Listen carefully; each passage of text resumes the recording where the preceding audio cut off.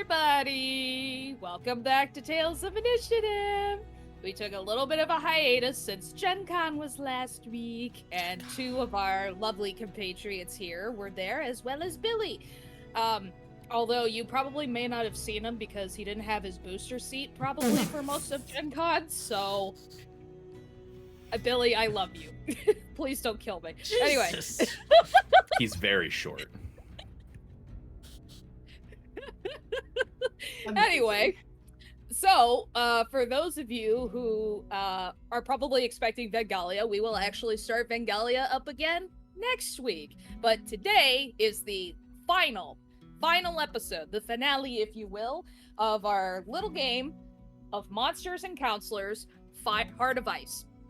The game made by Pandion Games, where they have a couple of other small TTRPGs that are also out on the market, and they're absolutely amazing, and I highly recommend you guys go and pick this up. So, before we get into the recap of our last episode, in addition to starting this little finale, we need to give a... What? Chat is... Shots, but oh fuck. Anyway, poor Billy. Not even here to defend himself.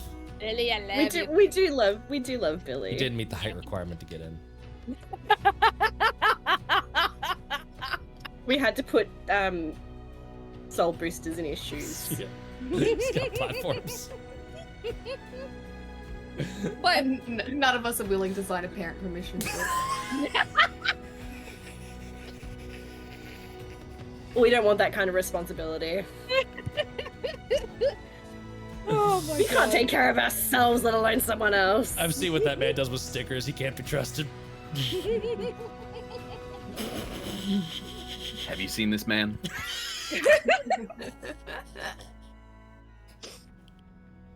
This is gonna be If a you're very a- interesting finale. If you're ever in Indianapolis, try and find Billy everywhere. Where's Billy? I will send a free day 20 PDF to anyone who sends me a picture of Billy somewhere. I'm booking flights now. But a very good plug, because this is a good opportunity to talk about our amazing sponsors who put up with our nonsense. Matt being one of them. Matt Matt is amazing, where they have their Day 20 company where they make, I love you, they make amazing content. Matt, do you want to explain a little bit about some stuff you have in the works and Sure. will soon be published? I actually have a bunch of stuff in the works because I'm starting to jump into the realm of one-page RPGs. So I'm working with a friend of mine that I've worked with her for freelance stuff before on one is Slime Time, where you get to play as little oozes wandering around a big, delicious world, and you slurp stuff into you and you grow big. The other one that I'm working on is, the working title is Did You Hear? It is going to be like a secret social deception game that is all about like a bunch of gossipy people. It's setting agnostic, so you can have it be sort of, high, I was about to say Vengalia, but that's not it. Victorian, like, elitist rubbing elbows and stuff. Or you could, whatever setting, as long as there are secrets and gossip to be shared, you can play that one. Yeah. And in September, I am due to release 3 new subclasses for 5e. They're all going to be themed around the Void, not the Vengalia character, the like concept of like the darkness, the sort of like aberrant far realm craziness out in space. A barbarian path, a paladin oath, and a rogue archetype are all going to be coming out in September. So stay tuned for that. Awesome. So go ahead and go to the internet after this stream. After the stream, But- you're already on the oh. internet. But go support Matt, because we love them very much and all the content that they make. And We also... Oh, go ahead. I was gonna say, also, Dustin sent me a letter, but he didn't have a ton of time, so there's a couple gaps in it, and he was hoping that we could fill that in to, like, finish his little letter. So if y'all could help me out, we could do some, I need a greeting. How would one start a letter? G'day. Awesome. Yep. An adjective. Spicy. Large. Any preference between those two? Leave it up for- Spicy. Spicy? You're spicy. Okay. Okay. A plural noun. Oh, this is above my Lions. pay grade now. Lions? Lions. Lions. Got it. Another adjective. Large. Yep. Yes. Bring that one back. I feel like I just heard that. Deja vu. A verb. What is a Porking. verb again? Oh, it's a doing. I'm gonna drop the ing because there's a separate ones for Sure, ing. So perfect. pork. Okay. Okay. This was a terrible idea, Matt. This is exactly how I wanted this to go. A noun. Ogre. A direction. Left. Not here.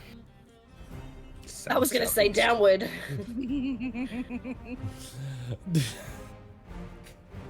Incredible. Something you'd say if you got good news. Oh boy. Huzzah! Any preference boy. between those two? Oh boy. So boy the boy. winner. Oh boy. I love that boy. little kid. Yep. Oh no. Another plural noun. I don't know what these Spoons. are. It's just a noun with s at the end, like a plural. Spoons. Oh, okay. Spoons. Taylor really showing off that public education. Look, I do words, not Mhm. the etymology, which I learnt only the other week what etymology was. Nailed it. Really fucking outing myself here. I'm not smart. I'm creative, not smart. You're I don't know if smarter. any part of these means that we're smart. Something you'd wear. Bruh. Skin. Oh God. I'm trusting you. Bra made of skin. I'm trusting all of you. Body part. Perineum. Pinky toe. I had a feeling that one might be it. I was betting, and I would have won that bet. I would have won that prop bet 100%. A verb. What's a verb? Decapitate. It's it's an action word. Describe an action. Taylor. Jump. An action. I already have decapitate. That one's getting in there. Oh God. Adjective is the only thing I remember, and that's because adjective is a descriptive word. It is. So speaking of adjective, Hard. Can you put? Can what did you say? Can a color be an adjective? Yes, Yeah, it can. a color could be an adjective. Red. Cool. Okay. Hard, red. Perfect. Okay. It's okay. Look, I didn't know any of the words, but we're just keeping that to myself and learning along the way. This is a verb ending in ing. That's technically the Mad Lib way of saying a gerund. That's what that part of speech- Reading. Reading. Crying. Crying is better. Crying, Crying is is better. better. Crying. Okay. A song you can't stop listening to. Oh Jesus. Hey now, All Star you're by Rockstar. Smash Now. All Star. That one. Yes. Which one? All Star by Smash All Mouth. Star. Smash Mouth. Oh God.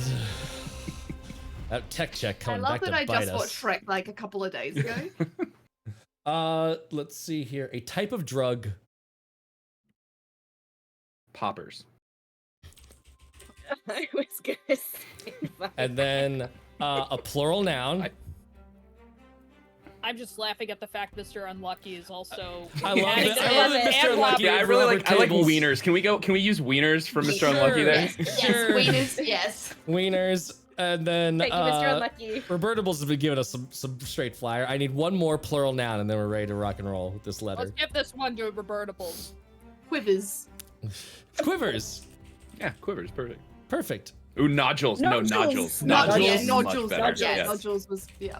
What Excellent. bastard child are we making out of this note? All right, I'm here's so Dustin's letter to us while he's away in training. Good day, Vengalia cast. It is I, your spicy dungeon master, Dustin. You know, the guy who's usually rolling lions and making sure Chorus never gets to use his large duelist feat. I hope you are doing well. Today I had to pork a massive ogre left of an old man, and it reminded me of you. I heard some of you got to go to Gen Con.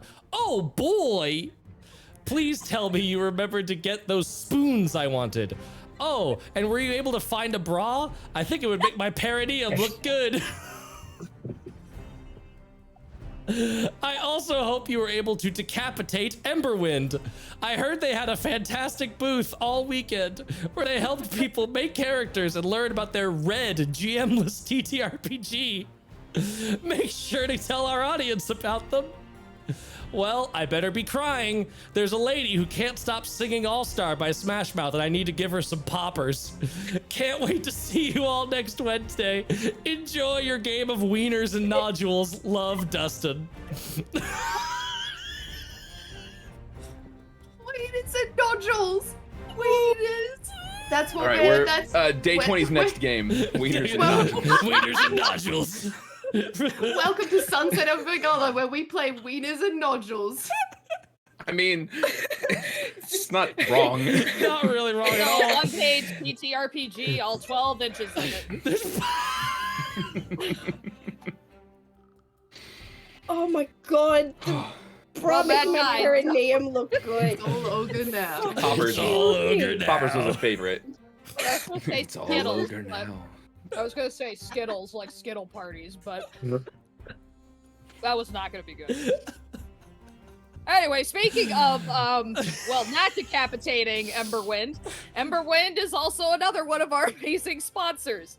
They have a few projects in the works as we're leading more towards the fall and winter months of the year, so be sure to keep an eye out. What else do we have? I feel sick. Matt, don't throw up, please. We also have TA Maps, another amazing person that... TA Maps has been with us since basically the very beginning. They are an amazing company and amazing peeps, so be sure to check out all of the amazing stuff if you want some custom-made maps or pre-made maps. We are also GameStop affiliated now, so go ahead and check out the GameStop. I finally figured out what that was a reference to. By Yeah, hodl. I haven't worked Took me a yet. took me a fucking It's all while. hodl now. Fernway Dice, also another amazing sponsor of ours, who makes very, very beautiful dice. You guys should go and check out all of their amazing stuff. What else do we have? Buried Without Ceremony, another amazing sponsor of ours, also another DM-less game that you all can play. Not dying, sorry. And Level 1 Gamers, so if you're looking for cute onesies for your kids that are game affiliated, if you're looking for mugs, if you're looking for stickers, anything along those lines, go ahead and check out their amazing content as well. They'll be very happy to have you all perusing through their stuff. I don't think I missed anybody with all that. So, in Dustin's stead, after that amazing letter that he left us, while Dustin is away, we will continue to play. And right now, we will go through a recap of the last time we had Monsters and Counselors Heart of Ice. You mean wieners and Just a nodules? Wendigo. God help me. Anyway, All when we slamming last our jokes in there. when we last left off, we did not have Taylor here, unfortunately. Taylor was not feeling the best. So Ebony was actually left in the mess hall as our trio, K-Rock, Rowan, and Terra. We're starting to hear news from some of the other counselors, such as Katie and Mikey, that Murray has been missing for quite a period of time. All of the counselors and kids had been summoned to the mess hall, kind of as like a last-minute measure, given the fact that Murray has not been seen for quite a bit of time. For the most part, the three of you had decided that you would go over to Murray's office to see if there was any clue or indication as to where he could possibly be, or if he was actually in his office and, you know, for some reason didn't want to come out. Excuse me. Essentially, the three of you went to his office, You went inside the back room that he has with his spare bed and whatnot, noticing that his shotgun was missing. You had seen the clothes scattered all over the floor, the sheets were off of the bed, and you noticed that in the drawers that had been pulled out with all the stuff just tossed everywhere, there was only 2 shotgun shells left. In the midst of trying to find any sort of clue or hankering while Rowan snagged those 2 shotgun shells, Terra was the first one to notice that the phone on Murray's desk was ringing. Picking up the phone, it was a PSA announcement from the Cedar Falls Police Department, basically a notification saying that there were 3 additional other campers that were missing, giving a vague description of what they wore the last time that they were seen, and more or less what to do to handle if you were to come across these 3 campers. Rummaging through his desk, you 3 managed to find beef jerky, which Rowan was very excited to see and munched on, a can of bear mace, and a nightstick, which this DM was starting to wonder if that was a good idea in the first place, to give you guys such weapons. On top of that, the 3 of you managed to find papers that were sticking out from one of the drawers in Murray's desk. It was a police report showing the, well, not necessarily mugshots, but pictures that were showing the 2 influencers that had been missing for some time, in addition to a brief police report in the back that said a cop car and one of their own officers is missing. Trying to make sure, at least to try and have someone of authority being present and aware of what's happening, K-Rock decided to call the police department, to be met with a voicemail that says, "We're currently out for lunch, please call back later." K-Rock left a voicemail, in which case Terra had a very monstrous tendency of letting intrusive thoughts win, and decided to go, "Oh god, no! Ah!" thinking a monster was in the back. All 3 of you managed to find 1 walkie-talkie that was left on Murray's desk, with the hopes that maybe he would pick up the other end, which unfortunately he did not. All of you leave to approach It's the creepiest shit. Oh, I hated that part. It was so good. We're but it all was getting the awful. tinglies all over again. Boop, boop. No. Boop, boop. All of you left Murray's office and actually started to notice that it looked like it was about to rain. But the 3 of you wanted to make sure you did a quick perimeter around the entire camp before figuring out what the next steps were, with the hopes that maybe you would find Murray in one of his extended bean visits to the forest. The 3 of you managed to migrate your way to his truck. Notice he has a toolbox, a couple of other items in the bed, but it has not been used. The truck is cold to the touch. The 3 of you then proceed to go towards the sports shed, where they had all of the items for the archery field, a couple of things for grass hockey. Excuse me. In addition to some baseball bats, where the 3 of you geared up as if it was a zombie apocalypse happening.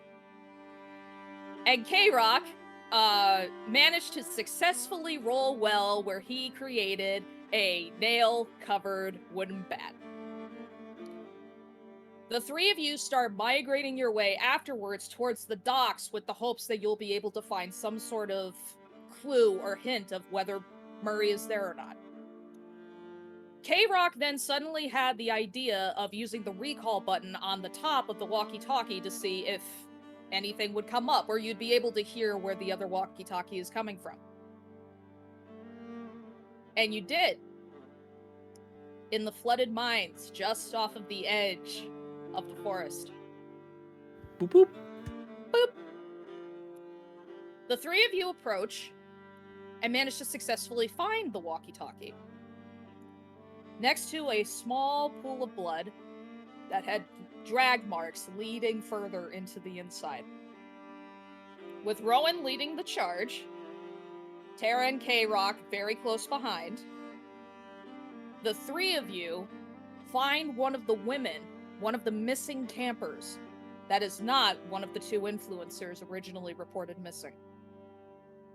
You saw her entire left side of her face was completely torn to pieces, gurgling in her own blood, as you could see inside of her from all of these holes across her chest, and giant slash marks across her back. In the midst of trying to help this woman, Terra pans her light up and notices there are two red eyes staring at the three of you. Unsure as to what to do in the instant of whether to just run and leave the woman or try to help, Rowan successfully grabbed the woman's arm and started slowly dragging her towards the mouth of the mine. Unfortunately, Rowan tripped slightly, averting her gaze down to the woman on the floor, as Terra and K-Rock noticed that whatever had the red eyes was drawing closer. With great speed, two gnarly clawed hands reached out and sunk their claws into the woman's chest before dragging her into the darkness. Rowan went for a quick ride as she fell face first into the trail of blood, as the three of you heard a bone-sickening scream and crunch.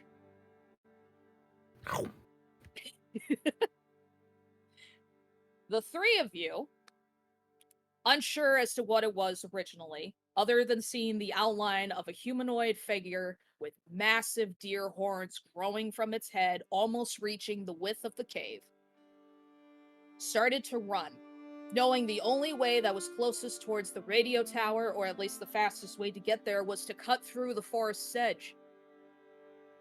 K-Rock was able to remember that there's a bunch of different trails, and through his bushcraft skills, was able to remember where the fastest trails were to get to the other side of the forest so you all could go to the radio tower.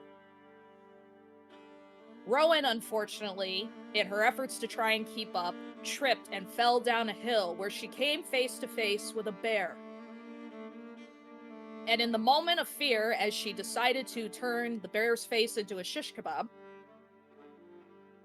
the others noticed it was already dead, completely eviscerated, as something bigger was clearly hungry. All three of you noticed in your efforts to try and go back up the hill that another creature of the exact same shape started emerging from the forest and started crawling over the bear to reach all three of you.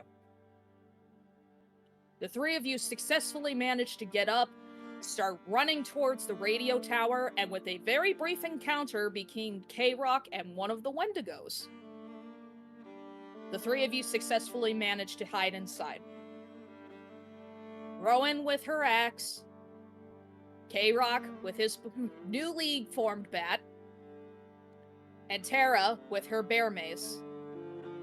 That's where we're going to pick up. So all three of you are inside the radio tower. The last thing you saw were the two Wendigos that were crawling, eager for new snacks. What are the three of you doing right now?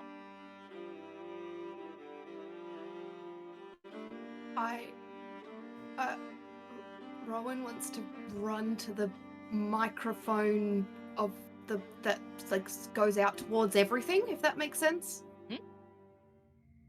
She look.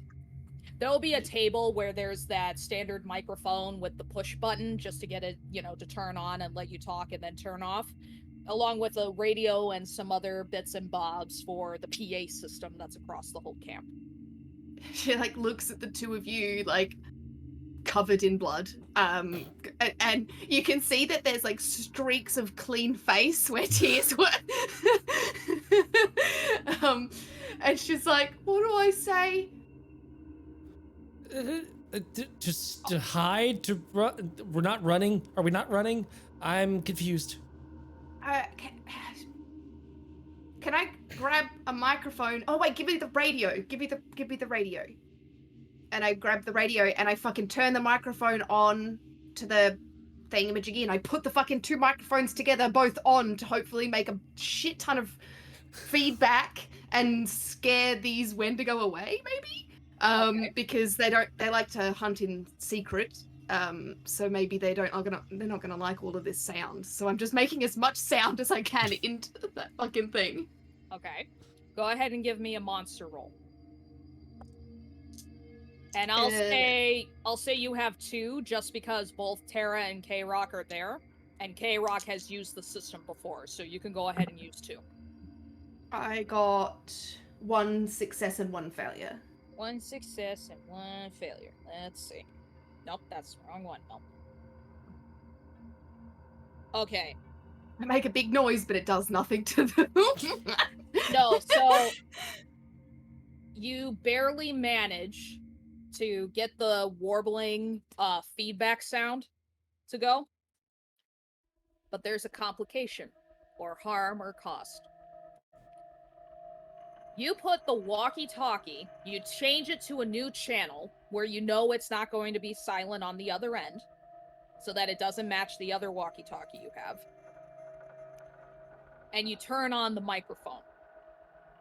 All on the outside of the camp. And Ebony, you will hear this, since you are inside the mess hall. You hear this nails on chalkboard screech. Your ears, you know how if you hear really high-pitched stuff, you have this sharp pain of, like, tightness on the inside of your ears, and all you can do is just put your hands to your ears and double over from how strong it is. Sorry, Mom. The Wendigos are not happy with this either. You hear these blood-curdling screeches as they're pawing and clawing at their heads, some of them forming scratches along where their ears are. But they know where exactly it's coming from. One of the Wendigos starts circling around the base of the radio tower, as the other one starts climbing the walls. And you could hear the groan of the wood as its claws are sinking into the bed of the wood. And it starts climbing up towards the roof, where the satellite and the main base of the PA system is. Is there a window where we could look down on it climbing up? You can see, since these buildings are really old, there's still going to be like spaces in between each of the boards. So you can see the outline of it, for lack of a better word, starting to inch its way up towards the top. Oh, and shit. It's not too thrilled as it starts clawing at the satellite, trying to find the source of where the sound is coming from. As it's climbing up, can I put the bear mace to like one of those like slightly open slats, like just like above its head and just Do a monster roll. Oh, just one, right? Yes, just one. How far away is the mess hall from the radio tower? It is the map. Yeah, so right here, radio tower. Nope. Fuck, I forgot its screen. I'm sending you the map. Yeah, so Oh, amazing. this is where the mess hall is, where my finger is pointed. Radio tower is literally right here up the hill. Oh, So up there. Cool. It's that far. So you're very close to it. Lovely. Okay. Do I have my bows and arrows? So I got them for you, and I have them on me. Shit! Yeah. But That doesn't as a help. quick recon, okay. While you were taking care of the kids as the trio were trying to figure out clues of where Murray went, these 3 decided to go Walter Blue on me. They got the ingredients to basically create mustard gas. Yes. They got bleach and ammonia. And hockey sticks. And hockey sticks. Predominantly the hockey sticks for the kids, but it's also potential weapons to use in case of an emergency. you would know and you would have seen that the others had put all of that stuff in the kitchen, in the back of the mess hall. Okay. Do I think I have enough time to make projectiles using that? What kind of projectiles would you like? Can I make the mustard gas? They also brought stuff for Molotov cocktails. Let's go! Okay. So, Just put it in like little glass jars and then chuck the glass jars Yeah. at the ground or something. there's also like Yeah. bottles of soda that would be in the kitchen as well, so you could easily just like dump the contents into the sink if you wanted to. I can't believe I'm endorsing this too. I did chemical warfare in the last episode and now Molotov cocktails in this Not one. wasting good soda, chugging that shit, belching it, filling it up. No, none. Okay. Never say so- you don't learn something on Sunset. Over Vengalia. Exactly. All right. We are so now- educational as well as entertaining. I would say that while the monsters were like pawing at their faces when you heard what was happening, the feedback from the radio, Mhm. you can start hurrying back towards the kitchen. I want you to do a monster roll to see how successful you are at making Molotov cocktails. Monster roll. So you have to roll below your number. My number was high, wasn't it? Yours was a 5. Yeah, I rolled a 2. You rolled a 2? Okay. I'm going to do this, okay? I'm gonna roll a d4, and whatever I roll is how many Molotov cocktails you made, Nice. leading up That's to fair. Terra putting the bear mace at doing the doohickey thingy. Alright, let's see. I am rolling so well for all of you for this. You made 4 Molotov cocktails. Hell yeah. I have experience. So go ahead and I've write done that this down on your before. sheet, okay? Alright. Now, What's my going thing? back to Terra. I want you to do me a monster roll, I did.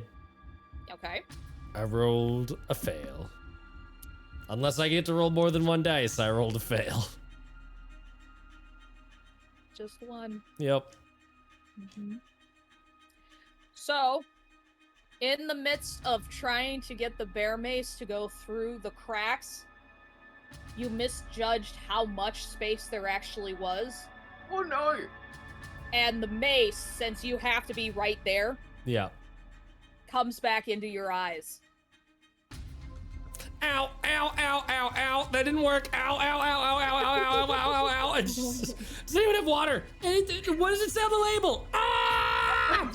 I'm like reading the label to see what it says to neutralize it, and then we need to go get milk from the fucking mess hall. Milk the Wendigo. I've got a canteen. And Can I use the something water in else. that to, like, wash out Terra's eyes? Yeah. There's also something else from your last episode you guys could use. The baton. Jesus. First aid kit.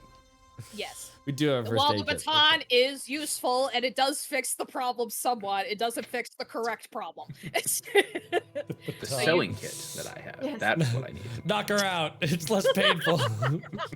So you do have the first aid kit, and one of the two of you can roll 2 dice to help resolve Should the I go? situation. You can Go if you for it. want. She rolling counselor. Yes. Oh, good. Yeah, I got a monster success and a success. Okay. So, let me. Ooh. So, you succeed, and you can also ask me a question since you got a monstrous success. What are Wendigos scared of? It's not so much what they're scared of. You're kind of thinking because of how What's they their least favorite flavor? That we can cover ourselves in that flavor. It sounds like the setup Pineapple. to a bad joke. It really I know. does. So, it's not so much what they're scared of, but because they reacted so strongly towards the feedback sound that you put, and how they were very quick to try and approach wherever the sound was to try and figure out where it is and try to eliminate it so it's not so much of a problem anymore. You start realizing if you can make as big of a distraction as you can to lure them at least away from you, it will give you a little bit of time for you to try and get the hell out. Okay. And since all of you have been working at the camp for a period of time, you would know it's a very straight shot towards the mess hall. And you should be able to make it if you don't trip and you boogie. How do we make a big noise happen? Is there a fire extinguisher in here? Owie, owie, owie, owie. I helped you. You're Oh, fine. okay. Am I done now? Am I good? No, you're good. I neutralized Oh, that's the much bears. better. Thank you. So, Terra, Ow. your eyes are like super red. Yeah, I'm The just leaving. burning is gone, but it's like the rash is starting to kind of go around your eyes. You look like a raccoon a little bit Mm-hmm. with the burn. You do not look good. Is there a Thanks. fire extinguisher in here? Actually, yes, there would be, because of all the electronics that are in there. And does the chair in here have wheels? Yes. It does. You guys want to make a distraction? What a wild place for a wheelie chair. I think it was just a yes and. That's 100% a yes and. She's like, I want to see what you do with this. I want to know what you guys are planning. You want to strap this fire extinguisher to this chair and send it off down the wood path and see if the fucking Wendigos chase after it? So just to make sure I have it in my head, the rocking chair. Yes. Are you ready? Rocket chair. There are no windows in this. There's no like looking out of this little box. We're just up in a little enclosed space so we can hear the Wendigo, one of the Wendigos. Oh god. We're gonna die. Please, Terra, just help me strap this thing to a chair. Are we taking all of us down and then like setting the chair one direction and we go the other direction? What? Yes. Okay. We'll send this chair back off into the woods where we came from, and we will run the other direction to the mess hall, right? That's not the We worst. We put the walkie-talkie, one of the walkie-talkies on the chair, and then And the turn other the one volume up up. playing Dave Matthews Band or whatever. Yeah, it was Dave Matthews Band. God. Yeah. And just, And just let it go. Okay. This sounds great. This could Okay. maybe work. Yeah. All right, we get a bunch of rubber bands to make sure that the walkie-talkie stays on as we play the Dave Matthews Band. Terra, Yeah. also, all of you have your rope too still. We do have Yeah, rope. I need that. We've got And that the twine. Yeah, I need Mhm. some of that rope. Do you reckon rope to tie the? I say rope for the fire extinguisher part and twine for the walkie-talkie part. Yeah, and twine for the handle, right? To like get the because Oh, we've yeah, got to yeah. do something to make the handle The go fire like, extinguisher stay tight. tight. Yeah. Yeah. This is So I get that ready, and I have to like tighten it. Oh my god! You need to do a. Has anyone got ropes? I do. I'm decent with them. Okay, I need you to do like a slip knot thingamajiggy. So as soon as I pull this, it keeps it tight and it tightens. You know what I mean? Matt doesn't know, but Terra like corrects like it's actually technically a this knot and but yeah, let me do that. Yep. Thank you. Okay. Matt, Yep. roll me 3d6. Since your Ooh. specialty is not. I am good with knots. Mhm. Counselor? Keep it together, Taylor. Is it a counselor roll? You're just doing knots, right? I'm tempted to say this is a monstrous roll. It's a monstrous knot. it's somewhat aggressive. Tying a knot while I do the aggressive part. We're killing Taylor. Monster Melissa. roll, Matt, please. Monster roll? I Yes, deserve please. that. Yeah, you do. All right, 3d6. Yes. I need a 3d6. 2 or a 1. Because when I failed that last monster roll, I went down from a 3 to a 2. Mhm. I have 1. No Okay. 2s. You barely succeed. Again, there's a complication. Terra's a little frazzled. I let it go too early. Actually, you notice this, Terra, because you're the one who cut the rope in the last episode to try and save what little rope you could while you were running away from the Wendigo. The rope is starting to fray, and it's starting to unwind from the portion that Where I made the cut. cut. Yes. Yeah. So while you're doing the knot to successfully put the fire extinguisher into the chair, Mm-hmm. you notice that the knot is not as strong. And that the wrong bump on like a rock or the hill, or if the chair falls over for whatever the reason, this isn't going to work anymore. And the whole fire extinguisher is going to fall right off. I mean, not the worst. At least there'll still be a fire extinguisher going off. Yeah. Right. It'll be better than what the situation we're currently in. Wait, give me, what if I took some band-aids on it?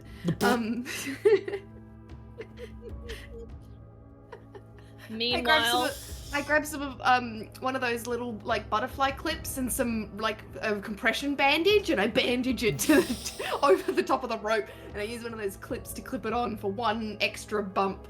If it hits a bump, it's got 1 extra before it goes. Amazing. It's got 1 extra hit point. 2 whole bump points. It's got 2 bump points before it pulls over now. give me a monster roll.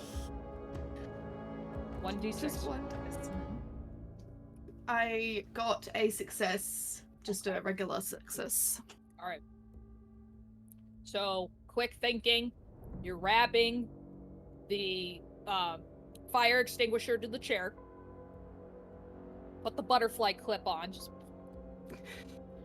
It doesn't look pretty, but you think it'll give it a little bit more time. K-Rock, are you doing anything in the meantime? I'm readying my bat. We have to go out swinging. Mm-hmm. Meanwhile, while the three of you are trying to work on this stuff, and Taylor is ready to cause a forest fire, you still have the one Wendigo circling around the base, and you can They're see its ignoring him. outline. You can see its outline as it's, like, hunting. It's pacing to see where it could possibly come in. The Wendigo that's on the roof has its claws sinking into the wood, and it's starting to pull. Because it is so eager to try and grab and get rid of whatever is making this high-pitched screaming sound, you're starting to see its claws start to peek through the wood on the top. And the whole shack is groaning as it's causing all this serious damage. And some of you don't, and you guys don't know how long the wood is going to stay for until it finally just gives from its weight. It's now or never. I think we should probably go. I'm clearly not as accurate with this bear mace as I thought I would be. Otherwise, I'd say we could shoot it when the next gap opens, but I have doubts. You'll be fine. Okay. We'll be out in an open area. It can't splash back at you. Your aim was right. You just Yeah. there was a wall there, Terra. Don't spray it in front of you while you're running. Yeah. Downwind. Downwind Yep. spray. And also, Terra, Mm-hmm. you have about half the can left. Yep. I Just figured. because when you were spraying it, you quickly let go when you realized it came back to bite you in the ass. Yep. So just as a Do you have the FYI. baton as well? I have the baton. Have you got the metal? Have you got another weapon for Terra? Terra has the metal metal bat. Yes. I've Oh, got the okay. wooden bat. Oh, that's right. Yeah, I do have a metal bat. Good. Just making sure that you've got some sort of melee weapon, just in case. I've got the what is it called? Bow? Hockey stick? Bow? No bow. bow kind of wrapped around me with the quivers for Terra, and then I've got my axe from the fire thingamajiggy ready to go. Yes. I'm ready, set, and I'm holding onto the door handle, I guess. So you guys will be able to see when the Wendigo that's circling, where it is at all times. So you'll be able to see when it's by or not anywhere near the door. Should we do it when it's on its way back around to the front from the back, so then it sees? Because otherwise, if we do this and nothing sees it, then it was all waste of time. Probably, yeah. Yeah. So when it's coming back around from the back, like at the back corner, we'll let it go. And send it to the side that it would see first, and we go to the other side. Yeah. That's right, yes. Yeah. We're sending it left and we're running right. That's right. Yeah. I know Let's what you want go. to do there. Let's do this. I'm gonna... You see Rowan literally shaking, like... It's just still dripping with blood. Terra's Wait, just why gonna is she dripping with blood? She's fell in a covered in it. puddle of- She fell Oh, into from that woman. the other woman's Oh, blood. right. Yeah. I was like, wait, who's taking damage? Okay. Terra's just gonna no. like quickly touch Rowan's shoulder and just be like, "We got this. It's okay. We can do this." Just like try and soothe her a little bit before we go into this. All right. So here's what we're gonna do. Oh no. When all three of you, yes, I was gonna say, can I help? Like, if I've got the Molotov, the thingies, if I can see them, can I try and throw one? I mean, it's probably not gonna be very far. The Ebony given cavalry it's riding over the hill. Yeah. The Molotov cocktail. a- So the only thing you knew when you heard the high-pitched feedback was just something was up with the PA system. Okay. So I want you to do a counselor roll to see if you recognize where the sound is coming from and if you could see the two Wendigos there.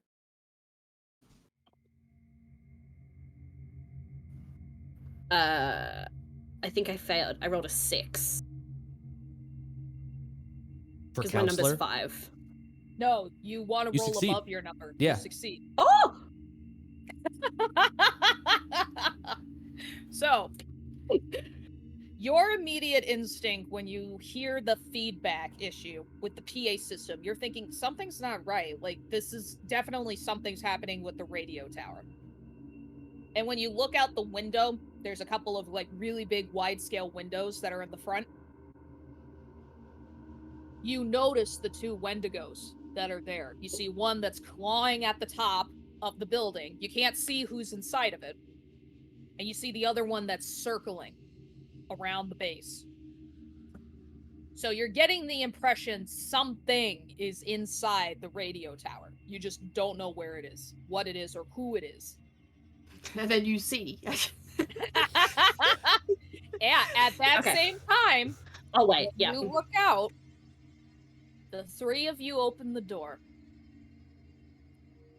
I want 2d6 monster roll from one of you.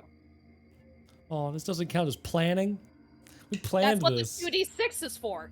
But it's a counsel. Oh, okay. Yeah. Should I go? Who wants to go? Colin, you can do it. I'm real bad at monster. So I got a 4 in monster. Or I've got mine's a 4, so I can roll a Yes, 1, 2, 3, yes. 4, 4. Yes, you do it. 2 1s. 2 1. Okay. Good. So, K-Rock, you're behind the chair. I've got the Rowan, door. you got the door. And Terra, you pull the pin from the fire extinguisher, and it's the hose is just going. Rowan, you quickly open the door, and K-Rock, you shove this chair out, and you see chair it. takes off. Yeah, it's taking off, and you just see this really MacGyvered piece of crap that's just going like. The sudden sound of the gush of the carbon dioxide that's coming out from the hose. I just did that even worse. Jesus Christ. Anyway, The hose is gushing. Go on. Yes. I'm killing Taylor. It's everywhere. Mm-hmm. Just, I'm not even gonna go to the next thing I was about to say about that. All three of you are like coughing just because you had a face full of CO2 put in your I just made it even fucking worse. Jesus Christ. You just gotta power through. Just I don't. You know. can't Yeah. stop. That's the problem. I know. Yep. Stopping Don't gives us acknowledge it. time to make extra comments, and that. Yeah. The two Wendigos hear the rush, and they immediately perk their heads up. Their horns are just turning just as quickly. They scream, and they both immediately start charging after the chair. I love that you could just hear Dave Matthews singing. They hear a human voice, so they're gonna be inclined to following it, right? So, all three of you, and you too, Ebony, from inside, you'll see that the two Wendigos are starting to race away from the radio tower, and they're putting more distance between themselves and the mess hall. We're going. We're off. Okay. All right. The quicker you move your hands, the faster you run. All three of you. Who's wearing red? Naruto running. I was literally just doing it. Kyra. What? We're the orange team, did you say? You're the orange team. We are yes. the orange Yeah, team. orange. Then I'm wearing a bright red shirt that was orange, and my khakis are now bright red, just at the front. All right, all three of you, give me a counselor roll. Oh, thank God. Just a single 1d6. one. Yes, just one. Oh no. There's- Actually, I got a me- monstrous success. cool. Actually, all three of you give me two. Oh no, that's only 2. Just because you planned ahead of time with the distraction, so give me 2d6. Council roll, did you say? Mm-hmm. Okay, Counselor. good. Yep, 2 successes. 2 one successes as well. Matching. So you got... Okay. I got 1 monstrous success and 1 success. I think that's how it works. K-Rock, you trip again. Oh, Jesus. Can I catch him with my monstrous success? You asked me a question with your monstrous success. Can I go back and get K-Rock without dying? Are K-Rock's shoes tied properly? No. He keeps Absolutely He's only not. wearing His other one is one. not. So since he's missing the one shoe, you're more prone, K-Rock, to, being prone. eating it. Yeah. Hasted on a rock. So, Rowan, you would know. You look up and you're seeing that the two Wendigos caught up to the chair, but they're getting really frustrated because they hear the Dave Matthews music playing. And you see their claws are just shredding at the chair, the little walkie-talkie that's there, and you even see the fire extinguisher explode. And you see all this white smoke cover the two of them from the claws sinking into the tank. So That's gonna you give know, enough cover. yes, so you will have enough time to grab K-Rock and hurry back. You should be able to make it. They're I too do that. distracted right now. Okay? Yeah, I do that. I go scoop him, and I get that. What is the adrenaline fucking strength that a Yeah. mother gets when I'm a counselor and someone's in trouble? Yeah. I firemen carry him from over my back like ooh, ooh. So you grab him, you're kind of K-Rock, you're kind of like hobbling like a one-legged race like this. And all three of you manage to make it towards the deck of the mess hall. And Taylor went AFK for a second. There No you one knows are. where Sorry. Ebony is. It's okay. So Taylor, We Ebony. see Fucking cold in here. Ebony. My hate. Someone had disconnected my heater. Rude. so Ebony, you would see the three of them starting to boogie towards the mess hall. Let us in the hole. Let us in. Let me out! Let me out! Shit. I just have Lion King in my head now. Yep. Yeah. Listen. What is it? Let me out! Let me out! Let me out! There go, Yeah, man. and I think we're all three of us are just running full pelt into the Oh, door, whether yeah. it's open or not. Like, we're coming. I'll have it open, and I'll have like one of the. I haven't lit it, but I'll have the thing like ready to throw. I'm not gonna waste it if they're not being chased. Okay. And as soon as you're inside, close the doors. And then I'm just gonna turn to Rowboat. Blood suits you. Oh, I forgot I look like this. Hi. Here, and I give you the quiver. I'm like shaking. I give you the quiver and the bow, and I'm like, you'll need this. Which I imagine are also covered in blood. Mm-hmm. Is I Katie missed there? out. Is Katie in the kitchen? Yeah, Katie would have been distracted and would have been in the back. And I want to turn to her and just be like. no, Katie would have raced up. Katie and You were wrong. Katie, Yeah. you were wrong. You were very wrong. yeah, so Katie, Alan, Mikey would have immediately raced God. up, hearing that the doors slammed, and the scramble for the three of you to get in. And Katie is just staring there, like with her eyes wide, and her hands are open like this. Like, what the fuck happened to you? Wendigos. Wendigos. Mikey! And Mikey's actually gonna hurry over because since he's proficient in first aid, he's worried that you might have injured yourself. The two of them don't believe you at the moment of the Wendigos. They think you might have slipped somewhere and, cracked your head on the floor or A something. far more This is- reasonable This conclusion. isn't my blood. Well, Yeah, if that's too much blood to be a head wound. That This amount of was- blood would equal death. Yeah, So it then- was someone that died. Yes.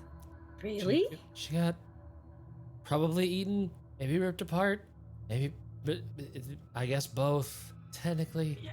Why I wish that we said that her arm had come off in my hand so I could be like, Here's the proof. Yeah. But Mikey is like, he's still checking your head, Rowan, just because he wants to make absolutely sure you didn't hit your head on anything.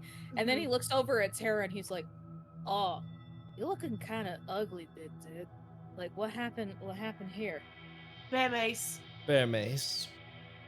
Oh, he I- was down there calling her. Like, can I I don't- grab Mikey's face? That's Yes. like, and I look him like, rude. I get my face real close to his, and then I turn both of our cheeks together to look out the window at the big cloud, like, look. To the clouds? Yeah, Oh, no, And the me white and blood on Yeah, his. big white Yeah. cloud, and I want it, and he's got blood smeared all over his face now, and I'm like, looking. Is there anything there? I mean, I hope there is, but I don't know. So, realizing that it was a trick, that it wasn't actually one of you that had raced out, the Wendigos are pretty pissed. And they're starting to circle around that plot of grass that's between the radio tower and the mess hall, because they Mhm. didn't actually see the three of you boogie towards the mess hall, but they can smell you. So Oh, they're okay, good. trying to figure out where you guys possibly could be. So that as I turn my face with my cheek, my bloody cheek smooshed against Mikey's, I go, see, look, and I'm hopefully Katie looks too. She does. And And she is quiet See? looking outside. See? Told you.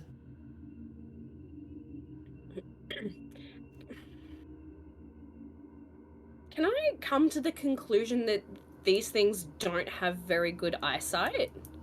If they reacted so violently to the shrieking sound and chased after the fire extinguisher and continued to slash at it despite it being metal and not flesh, and then the fact that they're not looking for potential things to chase, like they're sniffing, are they relying on sound and smell rather than sight? They are apex hunters. So, predominantly, at least from my own research on Wendigos, they are apex predators in the dark. Oh, and it's day right now. It's day right now, and it's raining. So there's a lot of rainfall and such. There's mud all over the place. It's not ideal conditions. You could think of them like right now trying to find all of you like a bloodhound. So they're trying to pick up your scent, and water messes with scent. So because all these pools of water are starting to pick up everywhere, and the scent of the three of you and everybody else who's at the camp, because remember, there's multiple people at this camp. There's a lot of scents to go through. And they're trying to pick up your scent along all of the mess, like the soup of smell that's all outside. So it's to their disadvantage right now. They clearly know all of you are there, and then some. But they're getting their apex and keen sense of hunting is being greatly diminished by the rain that's come in. So the weather is working against them. Our scent would have been washed away a smidgen. Mm-hmm. Are they within throwing distance? Or are they still... They're kind of like circling a little bit, so they're kind of doing like a perimeter to try and see if they can gauge whatever direction it's coming from. So they'll be able to come now, by. I guess. Real quick reading. Was it Katie, the one that has the shirts that I want? Yes. And she was the lore nerd? She's the cryptid nerd, yeah. Amazing. Katie, what the fuck repels these things? Katie's really quiet because she honestly can't believe that they actually are real. And she's just like staring out the window. Her hands are like pressed up against the glass. And she's just staring gawk-eyed at these two Wendigos. We've got to like separate its pieces. Right? Apparently, I was gonna grab the back of her neck, pull her away. There's two of them. We cannot dismember them right now. How do we buy ourselves time? What repels them? Do we need to burn sage or thyme or mince garlic? Make them a stew. I'm hungry. Don't tempt me. I'm also hungry, actually, now that you say all that. Okay, I'm gonna make us some sandwiches. I'll I'll help. also use another shoe. And I go and wash my hands up to like the elbows, like a surgeon. But that's it. Everything else is still covered in blood, and I go make everyone delicious sandwiches. Oh, actually, Rowan, do you want me to get you some new clothes? You are looking... I'm okay. Nobody leaves this mess hall. Do you think that they don't know my scent, and if I cleaned up that I would be in... Oh. Yeah, maybe it helps having the blood on you. I don't know. Can I spear tackle Rowan? And I want to like full on bear hug and just... Lettuce just goes everywhere. Don't care. Don't care. If I have to, I will tackle you to the ground and roll all over you and try and get as much of that blood on me. So the issue being that Rowan in the last episode wiped some of it off. So yeah, but if they were running in the rain, it would still be like there's still some. There's a little bit, but We sacrifice a camper. We decided not to go clean it off. Instead, went to the. Remember, I said let's go wash it off and go to the bathrooms, but instead we decided not to do that. So I didn't clean any of it off except for the tiny streaks on my face that are from tears. Now, I have a question for all of you. Is this idea that you guys are going for? Because I am under the impression I know what you guys are going for. Oh, do you? Do you? Because I don't know what we're going for. I have no idea. I'm This thinking. is like Walking Dead, a little bit. Oh Yeah. no. So whoever's blood this is, they've already killed. They may not be interested in the same prey. You know. I don't think that's I've how had predators steak. work. Now I want lamb. But I just ran. I just ran from them, making this the scent that they want to follow. So maybe if I just got in the sink right now and washed myself off, they wouldn't know it's me, but they'd still know I am meat. So I don't know. I kind of feel like it doesn't matter. I think I they're don't gonna eat think us so no either, matter right? what. Yeah, I think this is just barbecue sauce for them. Yeah, but some people don't like barbecue sauce. I And don't think they care. if they want fresh meat. Wait, Katie, do they keep their prey alive? No. They keep their prey alive, don't they? I don't think this is No. a meat thing. I think this is a eat forever thing. I don't think they Horrible and care. indigenous cursed spirit, ravenous hunger, cannibalism thing. Yeah, that. They're always hungry. They may not even finish a last meal before they go off and find something else. Yeah, we saw a bear out there that was only half eaten. Mm-hmm. I'm also covered in bear blood too. And leaves and dirt. I don't think. And leaves and dirt. No, I mean, don't. Exactly, they don't finish what they start. So if we're what they don't finish, Yeah, but I don't. I still don't think that's how this works. I don't think. I could be. I don't see you half-eaten. guys come up with any other ideas. I think that we just make a bunch of bombs right now and throw them out there and hope for the best, right? That's not gonna do All much. right, hear me out. I pull the huddle in a The little bit bombs closer. aren't going to explode them, you don't think? What if we? We're just send getting all them closer and after closer. Mikey? Yeah. What? What? What if we send where them were we? after Mikey? Wait, We tell Mikey actually, to run what's the one most- way. What's the most secure place here? Probably the mess hole. Currently, where we're at, where everyone is, and where we have I mean, a crap ton of but I random mean, chemicals and There's still explosives. glass. That's I'm true. thinking of somewhere we could trap them.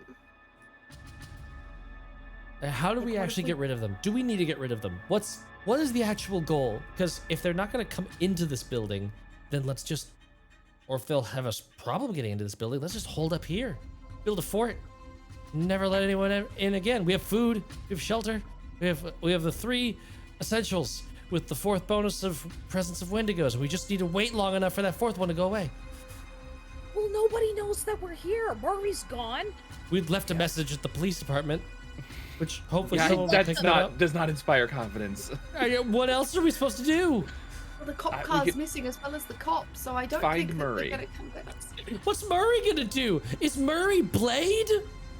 I don't know. Maybe he knew he knew to take the shotgun. He seemed concerned. Yeah, we didn't find a shotgun or Murray, No. but we found. Wait, did we check out the rest of that cave? No, Line? we No. ran Stop. away when the cave ended in glowing eyes. No, yeah. Shh. Wonder if It's he's fine. there. I can't help but feel like we are worse off than we started this whole adventure. We lost our walkie-talkies. We didn't We find have Murray. one. Lost the walkie. We have one. We have one. Nope, I think we left both of them. Because we put one in the radio station to play the music and one on the chair. Oh, We shit. lost the walkie-talkies. Yep. Mhm. We can't even send out a distress signal. To be fair, they weren't working for that anyway. Yeah. They weren't working. That was why we There's- went to the radio tower. We left the radio tower before we did what we went there to do. Well, yeah, Is because it just, well, is it just Dave Matthews playing over the Yeah. speakers now? Bow, bow, Everywhere. bow. Yeah, If actually. the Wendigos don't kill me, that music will. we could go to Murray's office and try and call someone else. That's an option. Oh yeah. Dave Matthews interspersed with Murray's personal voice memos.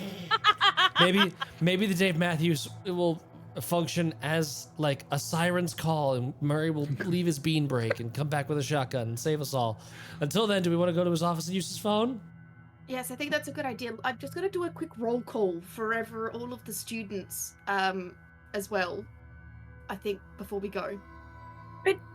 Oh no, that's. Wait, the radio tower, mess hall. Is Murray's or the office like behind it? So the radio tower, then there's us, and the Wendigo, and then the office is further down here. Yes. Are they separate buildings, or are they like doors connecting them all? Their walls are connected, but there's like one deck that is shared between all three. It's basically just like one massive building that got separated into 3 separate parts. Okay. So there's no interconnecting. In the meantime, I could axe a Well- hole if you're that concerned.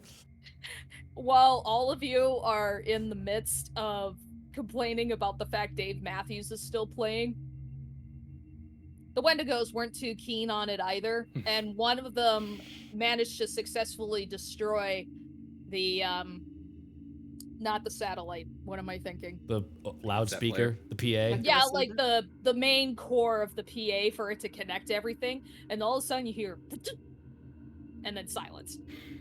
Oh, it's worse. I like the theme music. Note to self: bad Now theme Murray. music better than no theme music. And now Murray won't be Wait. able to find us. Oh no, That was our beacon to Murray to come back. Murray, come back. Wait. If this is When you another said- idea about covering ourselves in barbecue sauce or blood, I No, don't no, think no, it's no, gonna no, be no, no, helpful. no. Can I get up off of the floor and finish making sandwiches now? We I'm find still laying on you. we find wolves and skin them alive, and then put ourselves in their Where are bodies. their Is that your skins? next idea? Is And- that Rowan, are you still planning on doing like a roll call to see who's available and such? Yes, but Okay. I do make the sandwiches first. I get up, finish making the sandwiches for everybody to eat because no one's eaten for a few hours now. Mhm. What if so I take we time.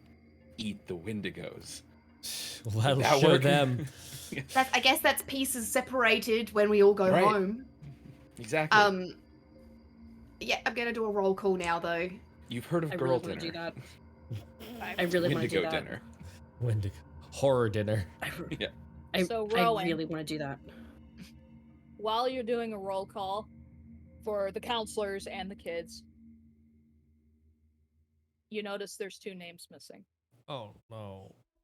Who? You kids? Ashleigh Bitch! and Mason. Oh, fuck off, Mason. Where did you go? And I. Now, Donald and I gotta grab the other name, Kyle. Yeah. They're still there. I go to So- go to the orange group kids to see where's and I also grab Ebony on the way, like I pull her along with me, and I yell into the kitchen, 2 kids left, and I pull Ebony with me because that's her cousin's missing. Where did they go? Where did Ashleigh and Mason go? Kyle looks very distressed. Because I'm covered in blood. Mhm. We're covered in blood. Yeah. You know, there's nothing quite off-putting than to see 2 of your counselors just smeared in blood where you don't know whether it's Ashleigh and Mason's blood or somebody else's for that matter. It's an One unsafe- who willingly covered themselves in blood. Mhm. This will be yours if you don't tell me where they've gone. Damn, Rowan all- got spine. Donald is like patting Kyle's shoulder to really try and calm him down. And Donald looks up at the 2 of you and he's like, look, Mason started getting all like wiggy and stuff that we were trapped in here. He was having a hard time breathing in here, and then Ashleigh said she'd go with him so that he could get some fresh air. But what is going on? There are some wild animals out the front, and they have attacked someone. And they attacked a bear, and the bear's blood got all over me. But I managed to escape and get out here. But we need to keep you in here and safe from the bears, the bear and the wolves. Yes, that's Kyle, Ashley, yeah. my scared cousin offered to take someone outside after I specifically told her not to leave. Kyle looks a little bit confused to what you said, Rowan, and his brow kind of furrows, and he's like, if a bear got attacked, then that means the animals were bigger than the bear. Is K-Rock there?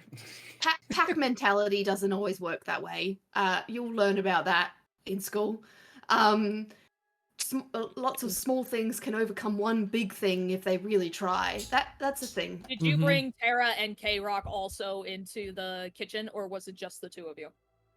I figured all of them were coming with, but I pulled Ebony specifically because it was her cousin. But I made sure to tell them so then they could decide if they wanted to follow or not. Got it.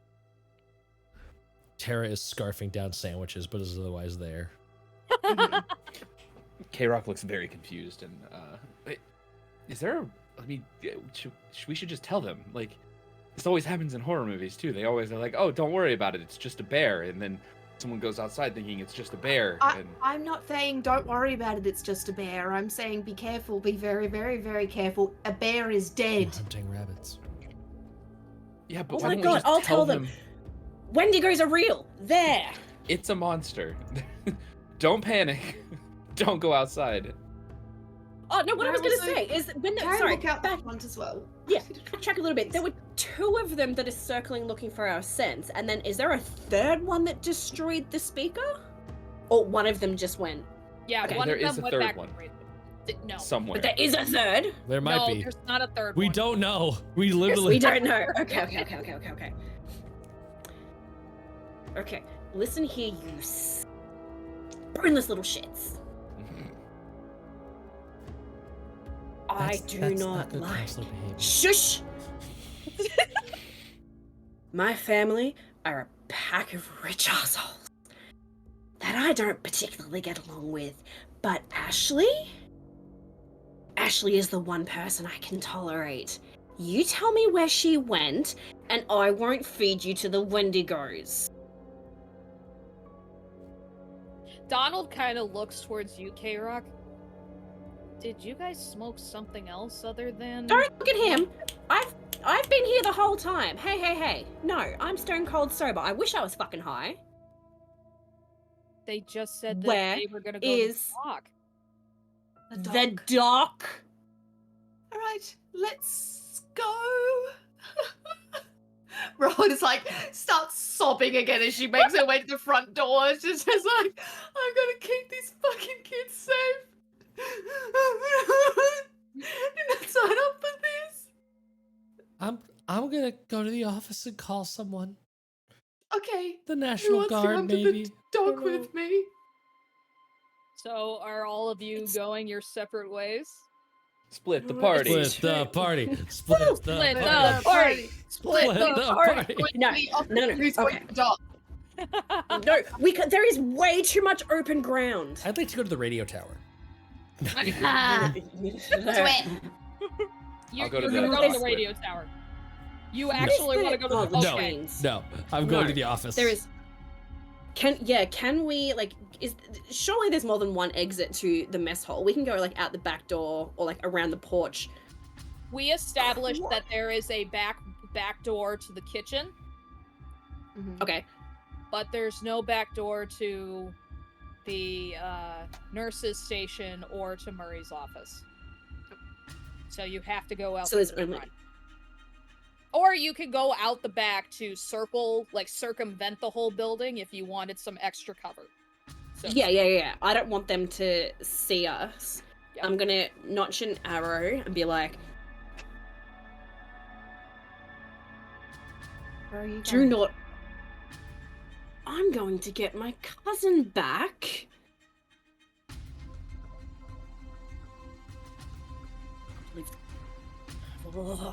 But I'm going to follow Terra's lead, go to the office, see if there's not something else we can do or use, and then try and find a discreet way of getting to the docks.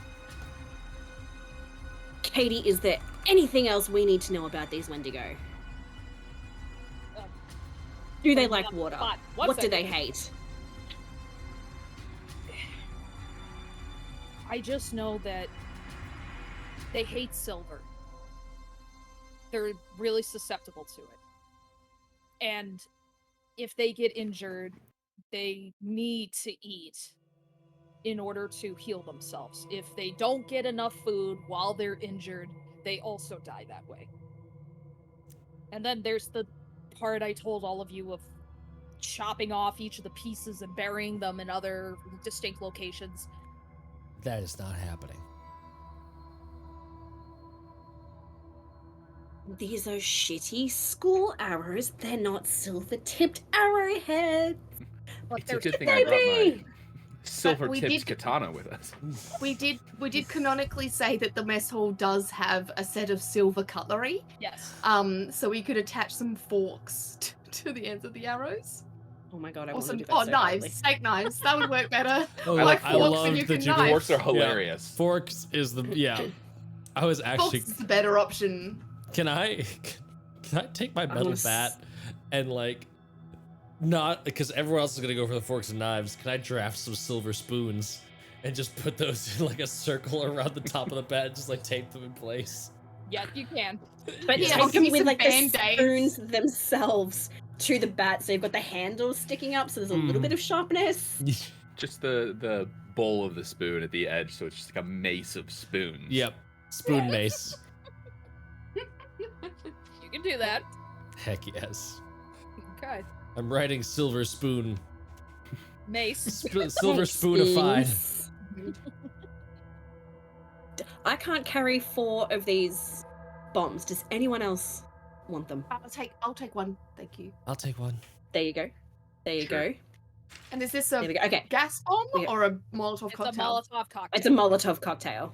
By the way, I said that I am utterly out of rope, considering I used some of it to save to help the other two before in the forest, and then Do you the need rest was rope? on the fire extinguisher. If there's more rope in We this mess hall, I will take some. But I have We rope. all have rope, don't we?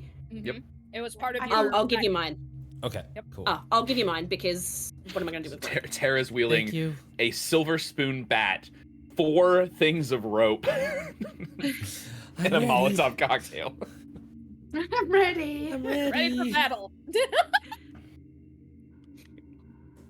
Okay. Well, We go to the office, and then we need to find a way to discreetly get to the docks. God, there's a lot of open ground between here and the docks. I thought we were just going to the docks first. Why do we need to go to the office? I want to call for help. If that's the way that we get out of here, I'm calling for help now. Didn't we already call for help?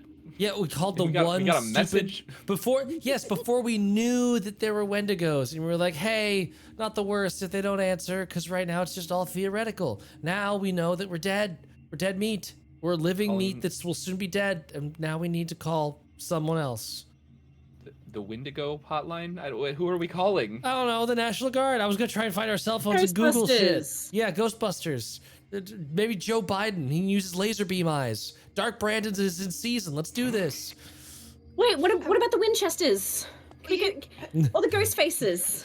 You watch too much television. Could you shoot an There's arrow the- with a bit of cloth that's on fire towards the forest? We'll set the Yeah. forest Set on the fire. forest on fire. That'll get Just to get their smoky on their attention? asses. But if they can look towards the forest's edge while we make a run for it, Yeah, absolutely. then that's could. better than nothing, right? So we're all standing at the front door. You shoot towards the forest's edge, and then we all make a run for it. Right?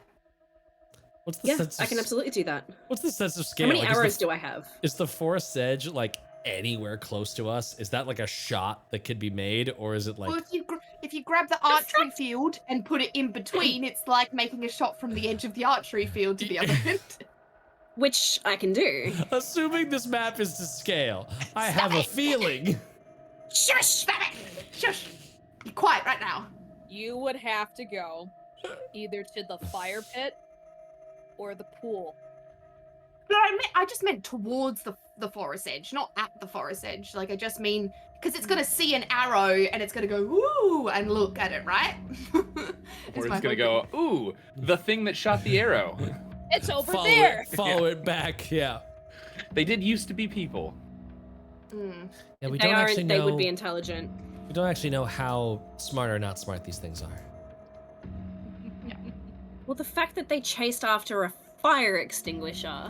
But it was playing Dave Matthews, and let's be honest, that is a thing you would prioritize. Mhm. True. Turning off. Mm-hmm. Wait, could I just shoot the radio tower? Is there enough? Is there anything there at the base of the tower that would catch? The whole building's made of wood. It is also raining. Yeah, but it's raining. So, like, is there anything like under the stairs or like the ladder or something that's not? The barrels of gasoline. What if we just run? I think say that's this as a gonna be person our who has best bet. tripped twice. I was about to say, while of all the running. people Once. to volunteer running is the plan. You Alright, run, I we're stand and running. fight. Okay, we're running then. You don't want me to alright. try and shoot? I want you to try, yes. But if no one else wants you to try, I don't want to I start. kind of feel like something maybe having the arrow would be good. I think know. She's got a having quiver full. an arrow in hand is worth 2 in One a at the radio tower. forest line. Like, Yeah, I don't Okay. really want to lead them back to the kids. Although I don't Alright, really care about any of them. Are we all standing on the porch of the mess hall, ready to run then, or? I mean, I'm running a grand do we wanna total go of around 10 to the feet because the back? office is right there. Yeah, cool. Yeah, if we go out the back door and just go straight to the office, then we can like book it across, Good luck. hide behind, like go past the fire pit to Camp 3. Was that us? Is that our Yes. parking lot, archery field? Yeah. So camp. Okay, that's where they camp. Hide behind those buildings and then get to the docks. We can do this. It's only a couple of 100 meters. Where is the scale of this map? I'm just this is like the statistics thing in Vengali. I'm losing my It's like mind. 900 50-50. feet. It's like 900 feet. There's a 50-50 Okay, guys. chance we make it. I think you guys just need a little extra luck, right? Bardic And inspiration. Rowan is going to run off of the porch and just run towards the fucking pool. She's I thought you were running going to say her Wendigo. No, Oh none of the my Wendigos. God. She's running towards the pool like her life fucking depends on it, and she's going to trying to jump into the pool. But who knows what's going to happen. But that's But- what she's doing to give them a chance to get to the office. Tara's just gonna go, there's the signal, and I'm running to the office. K-Rock hesitates for half a second and runs after Rowan. No! Buddy system. Buddy in the system, party. alright. And with that, Oh, we're no. gonna take our break. You monster! No, Ah! that's the Wendigo. It's So fine. don't go anywhere. We are going to have a quick 10-minute break and we will end this episode and we'll see who out of our cast of characters survives. None of us. No. We're all gonna die. No, We're all gonna die. We're all dead. Look for the blood god. Look for the blood. Don't go Exactly. anywhere. We'll be right back.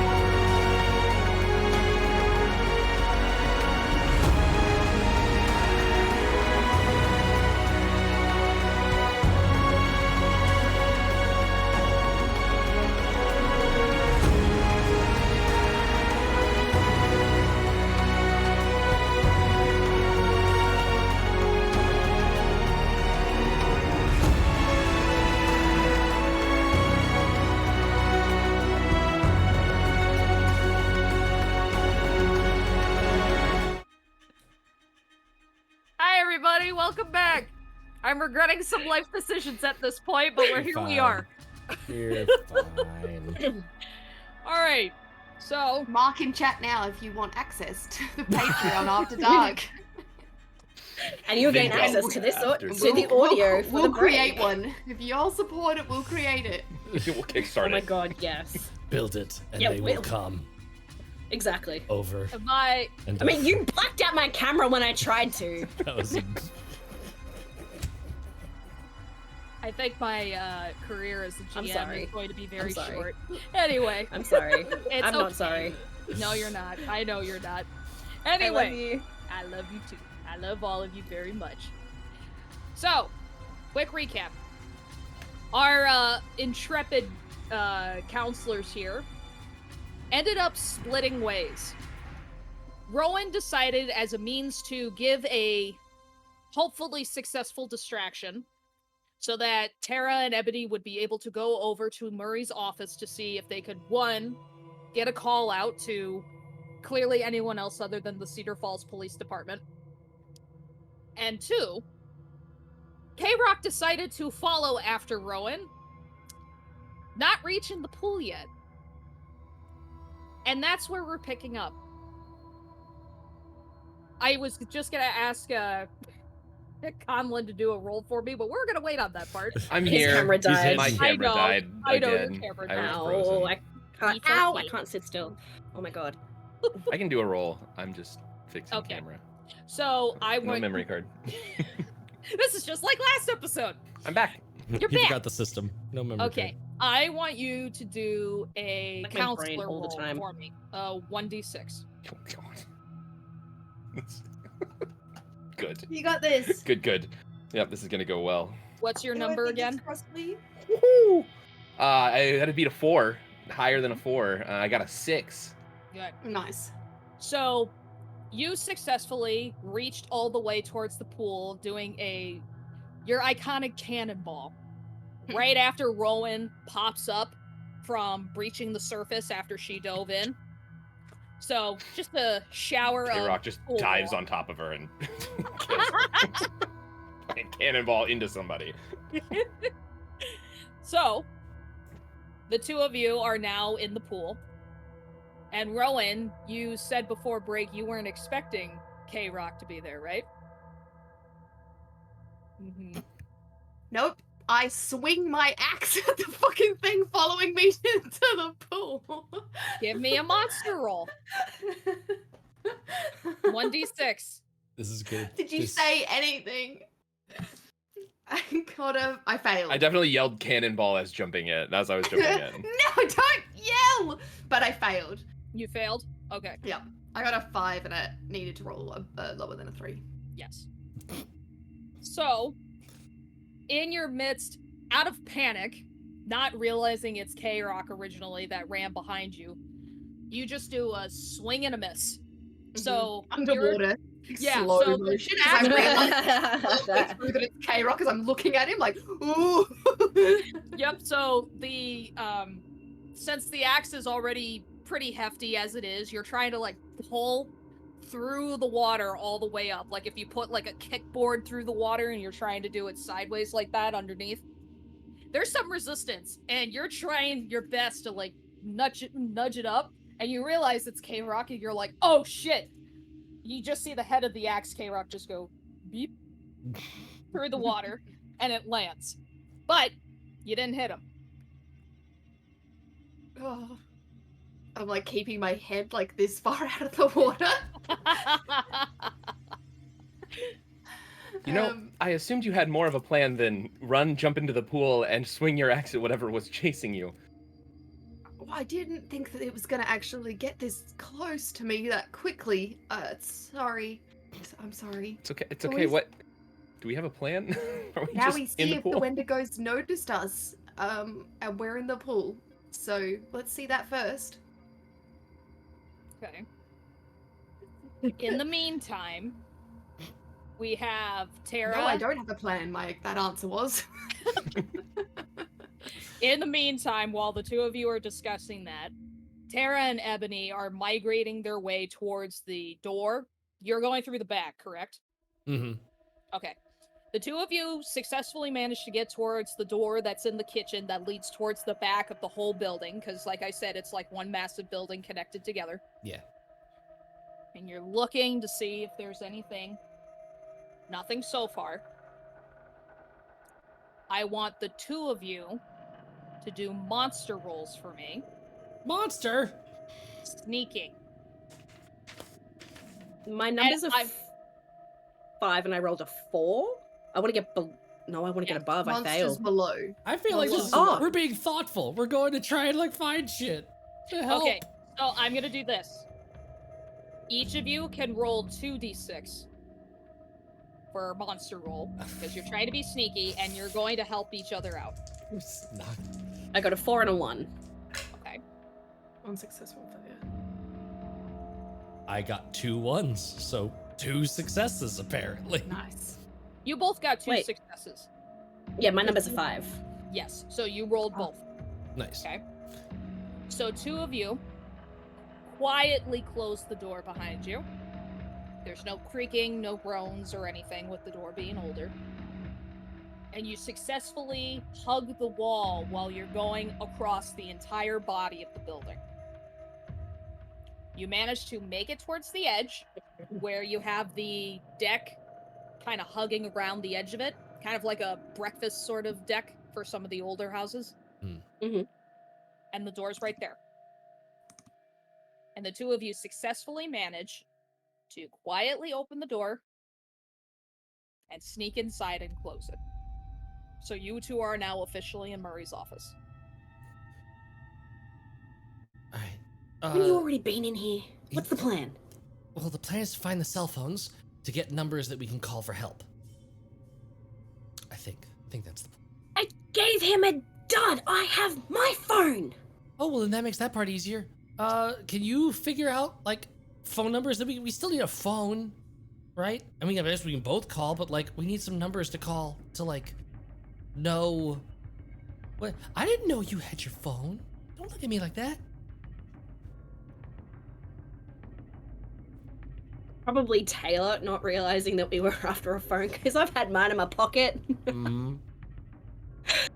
I gave Murray a. Oh, was it Murray? The dude that. Murray. Yeah, Murray. Yeah. I gave Murray a dud. Oh my god. Oh, wait, am I calling 000? 911? 911 didn't work. 1x11? We need like big. I don't know who to call. Are there Ghostbusters? Is that a thing? Well, Wendigos are a thing.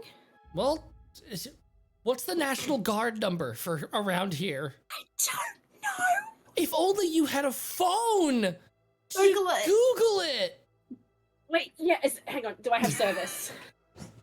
Roll me a counselor roll. 3. I think that's a fail You because failed. it's you have a 5, right? Yeah. Mhm. Uh-huh. Oh, fuck! I'm guessing. No bar. Am I helping? Is this, or is this just a straight up? Oh god. Let me So stand on your that's- shoulders.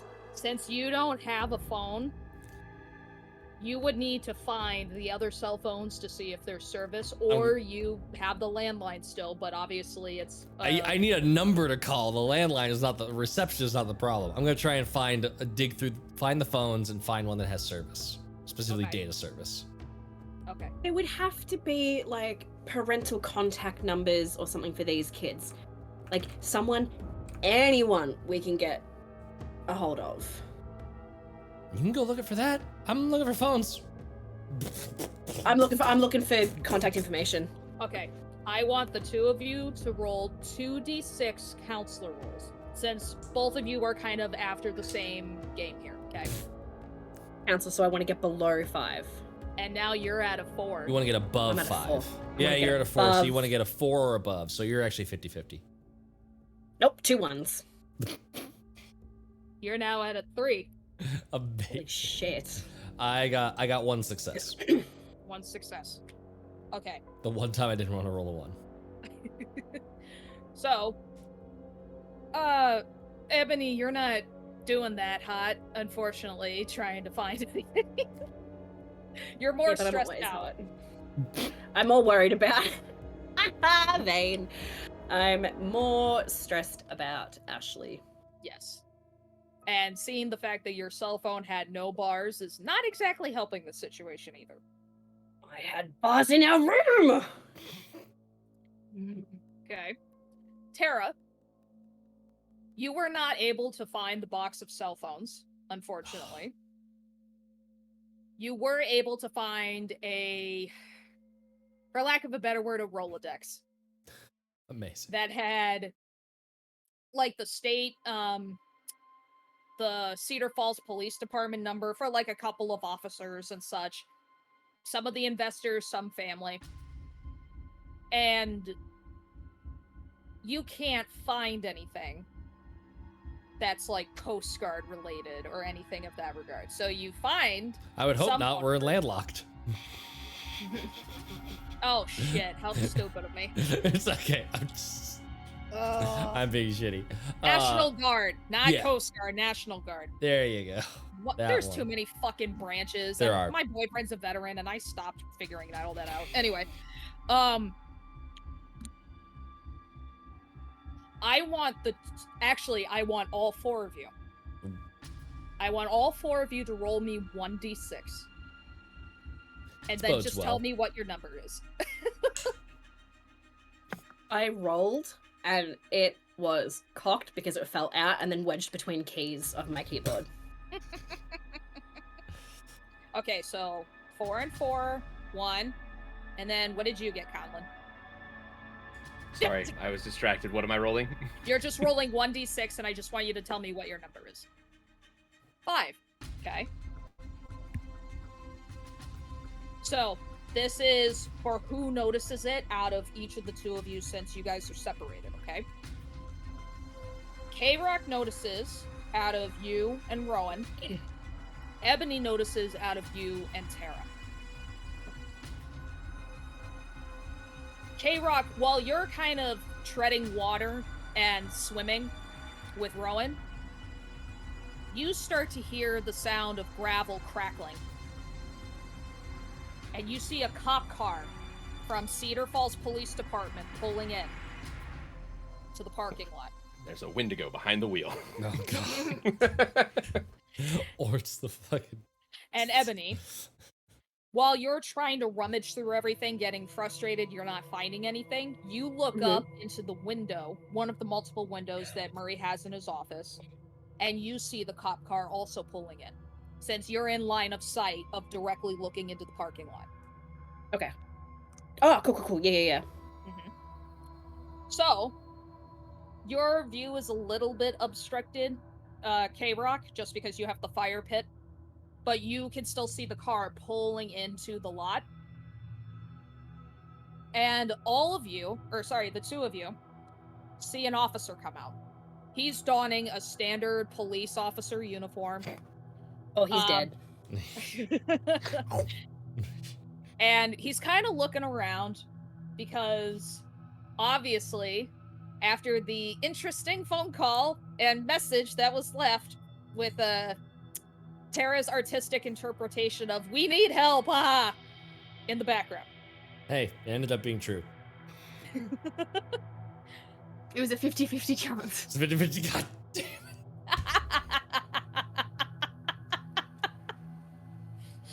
While Matt's dealing with the pain. The officer, for the most part, seems very chill and actually looks a bit confused considering he doesn't see anybody out there. So he starts migrating his way from the parking lot, and he's aiming towards the direction of the fire pit so he has a better view of the other buildings around the area. Can I run out of the office and just like...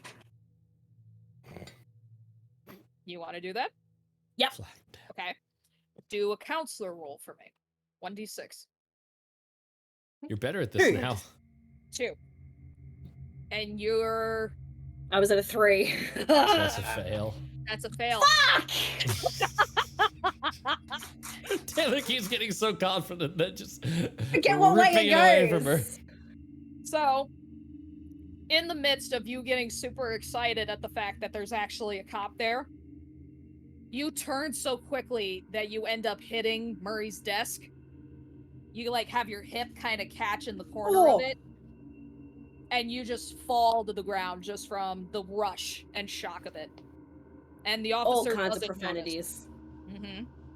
So All the kinds of officer didn't profanities. see you since you're still inside. Did he hear me? Can he hear me? Nope.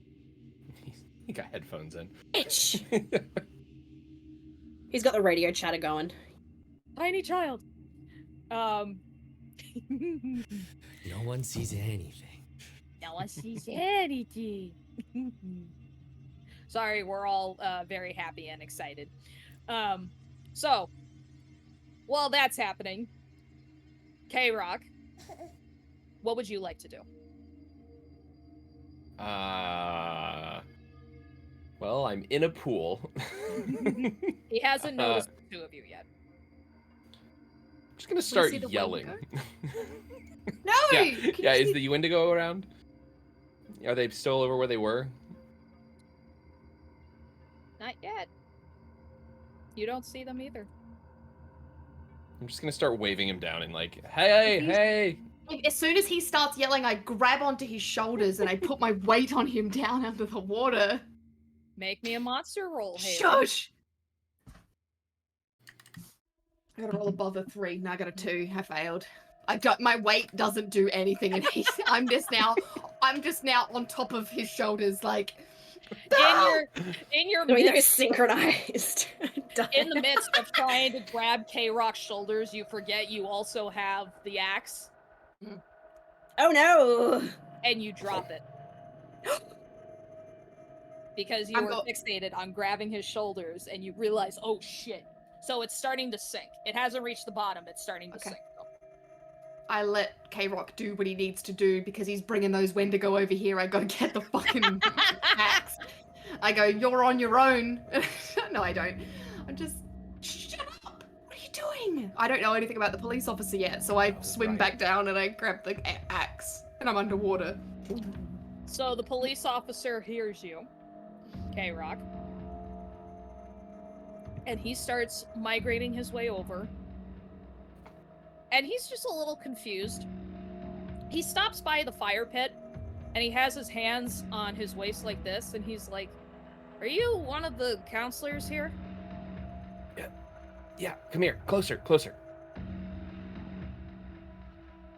Well, I'm not getting any closer until you tell me where the hell everybody else is.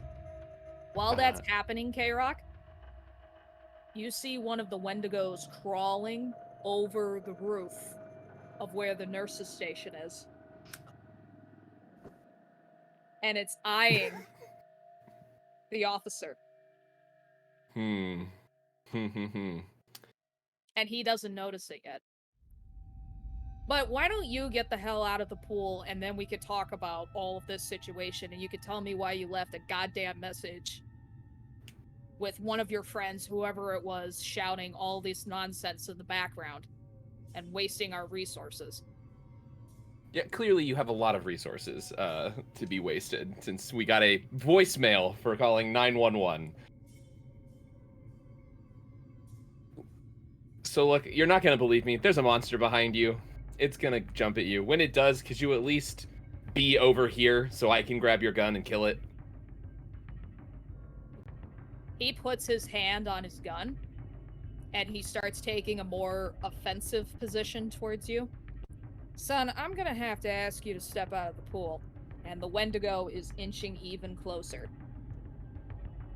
Okay, look, I'm in a pool. You can look over your shoulder. What am I gonna do? I had nothing in my hands.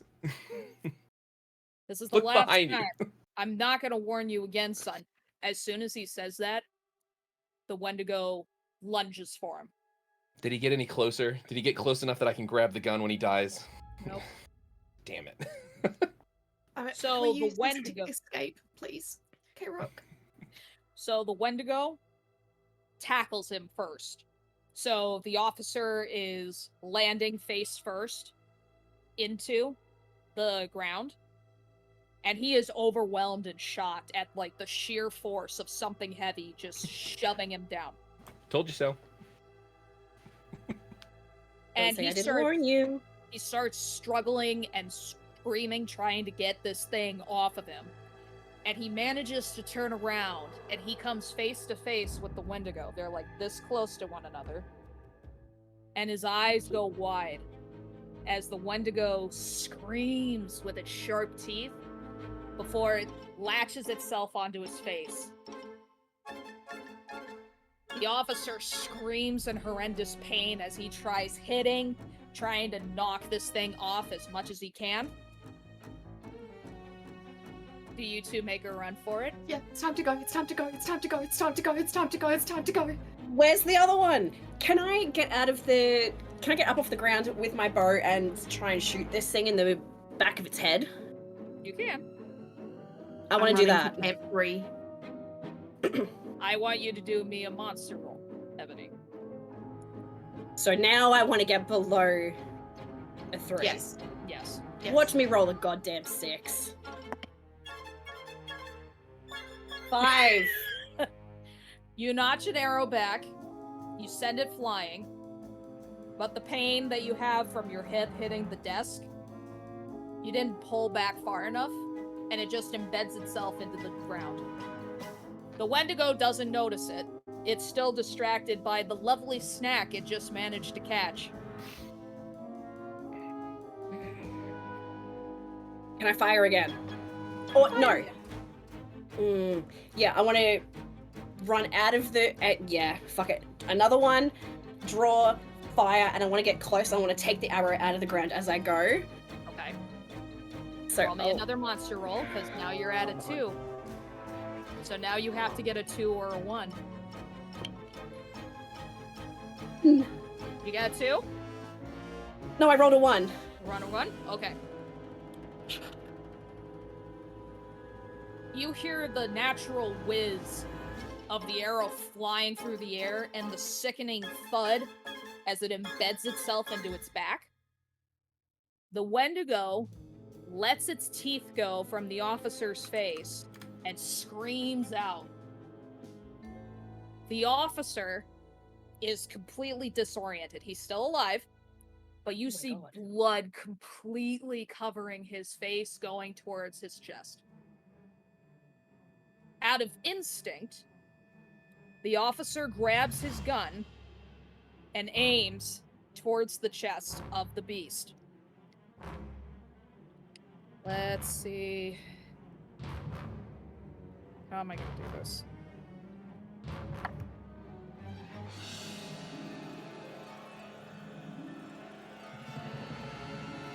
He successfully fires. He starts wailing on it. And each successful shot, you hear this blood-curdling scream from this Wendigo. The wounds on its chest. The Wendigo itself, its torso, is a very small window. And this officer, despite being injured, has pinpoint accuracy. Almost like he made a smiley face on this fucker's chest, okay? Every single bullet that goes into it, you see black ooze slowly creeping out of all of these wounds. The Wendigo starts falling backwards, kind of doubling back. And the last shot, the officer aims right between its eyes, and it collapses. Does my arrow come through its chest? Yes, it does. Yes! And you just see this arrowhead stick out, and even more black ooze and flesh covers it. And you notice, the other 3 would have noticed this before. It's the one that has the mark on its neck. So it was the male influence. It was the male influencer that was the one to go.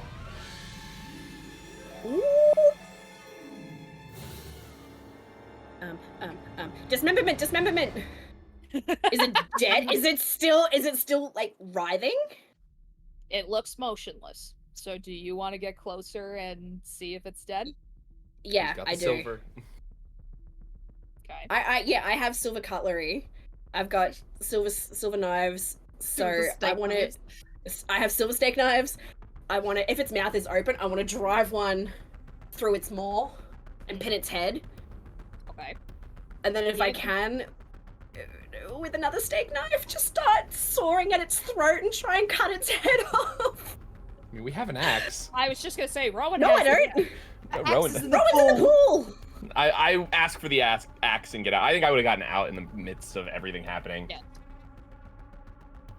Okay. You want the axe? Yes, Can I trade you for the baseball bat? absolutely. Here, We do like one of those cool toss in the air where they swap they over hit with each other, and fall into the pool. Toss a baseball bat with nails in it. Yeah, Just, yeah, here yeah. you go. and I catch it, and as soon as she has that baseball bat, she's running for the other side of Camp 3, and then I guess we'll wait again, but she's going to the docks. She doesn't care what's happening over there with the police officer. That's a good distraction and everyone's going to go stand in the open. Great. She's going to go to the docks. Okay. And K-Rock, you want to decapitate this thing on par with Dustin's letter to us this morning? Yep, Okay. we're taking its limbs off. Give me a monster roll. Can I make the argument that this is like chopping wood and it's like bushcraft, so I can? it's the same thing, right? You're using an axe. Yeah. And then, Ebony, are you still trying to do a hacksaw job with the? You got to cut off all of its limbs, right? So it's Cutting it there's off. more than Whatever one. I can, I'm cutting. Okay, I'm gonna do this. Conlon, do 3d6 for a monster roll.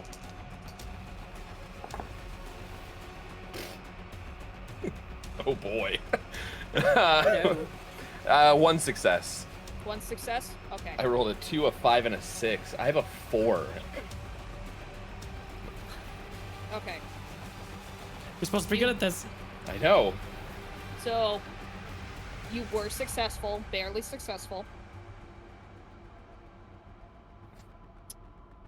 You also get Ebony's hand while you're at it.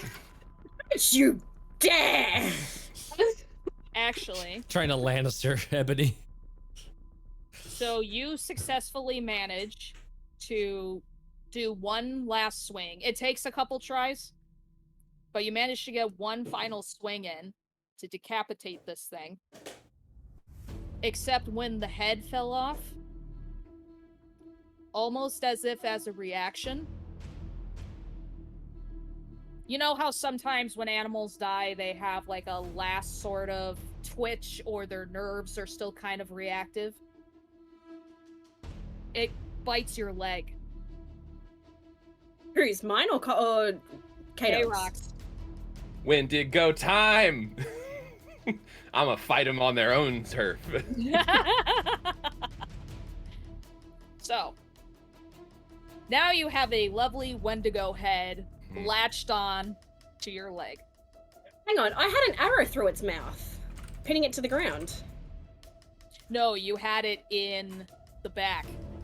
And it went. No, No, that was the one I'd shot, and then I said I ran, and I buried, like I pinned its head. So there's also an arrow in K-Rock's leg. So there's an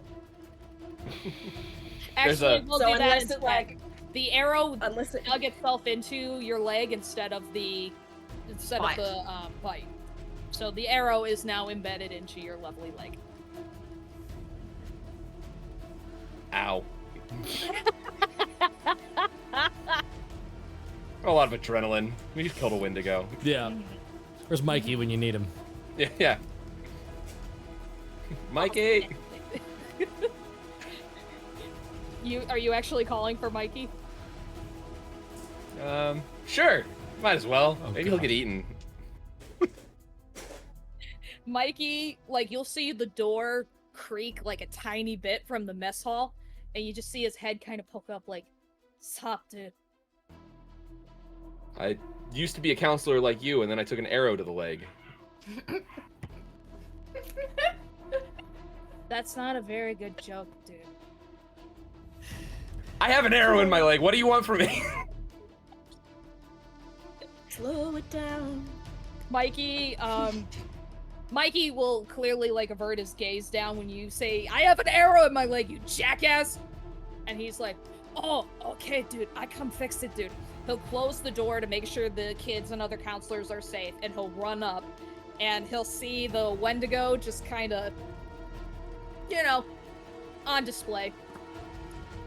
And he's like, oh, sick costume, bruh. But let's check out your leg first, bruh. So he'll examine it. He'll run over to the nurse's station to get gauze, you know, hydrogen peroxide and everything that's needed for it. I'm going to roll for Mikey to see just how good my little buddy does. Aha! Critical success. So, Mikey gets to ask a question.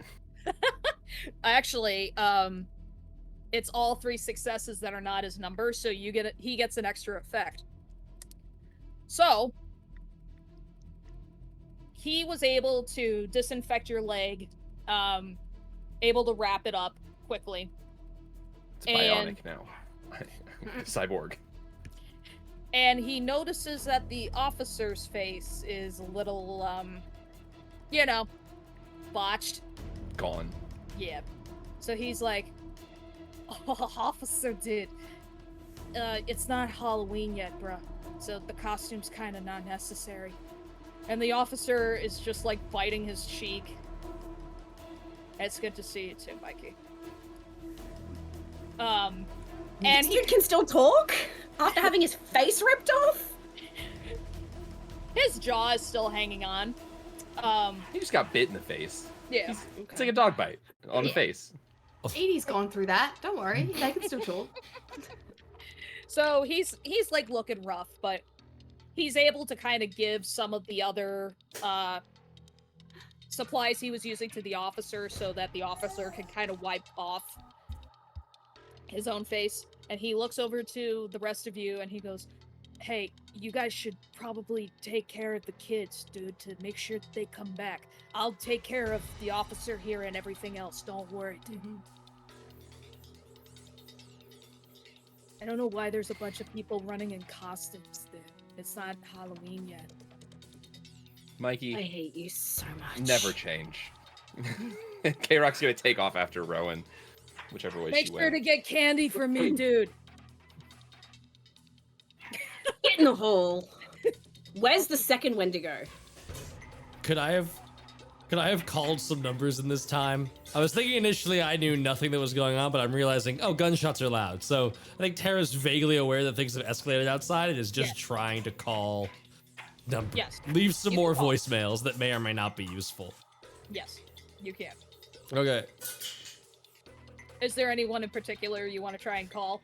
I'm picking like the angriest sounding most I'd like to talk to the manager parent and leaving a message with them at a minimum, and then also like any other like actual government emergency response numbers that are in this Rolodex, also Oh them. yeah, you know that Ebony's parents are rich assholes, so you make sure you call them. I do know that. Yeah, 100%. Okay, so I'll have you do this. Do 2d6s, because now, given the circumstances of what's happening, do a counselor roll so that you could try and find either the box of all of the phones or something else that has more phone numbers on it. Do I not have the landline? You do have the landline, but it's a landline, so there's no internet access. No, but I got the Rolodex. You said I had the That's- Rolodex of numbers. That's true. So So I'm just using that and like what numbers I have in there. So if her parents are on there, then I'm doing that. I will say, do 2d6 for me for counselor anyway. Okay. Rolling higher or equal to a 2. I rolled 2 once. Oh boy. The line is dead.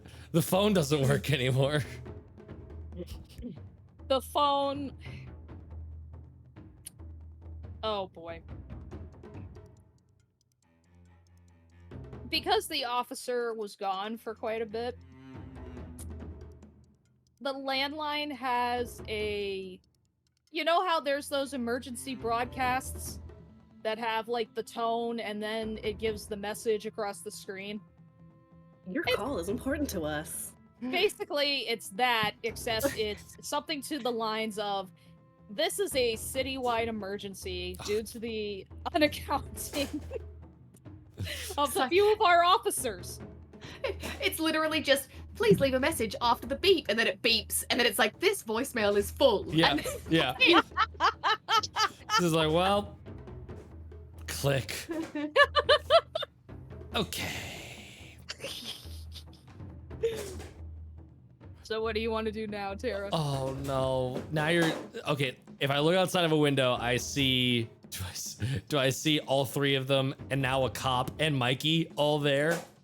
Not You me. will, yeah, you will Okay. see. You will see the dead Wendigo. You'll see Mikey trying to help out the cop and leading the cop towards the mess hall. And you'll see Rowan is gone, and K-Rock and Ebony are making their way towards where Rowan is. Oh Jesus. But the Wendigo, is the body intact? Have they not? Yeah. I have its head. The head Okay. is gone, so the head is missing.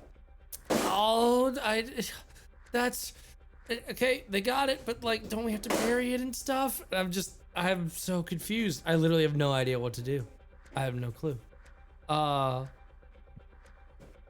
go out there and look at stuff. I don't know.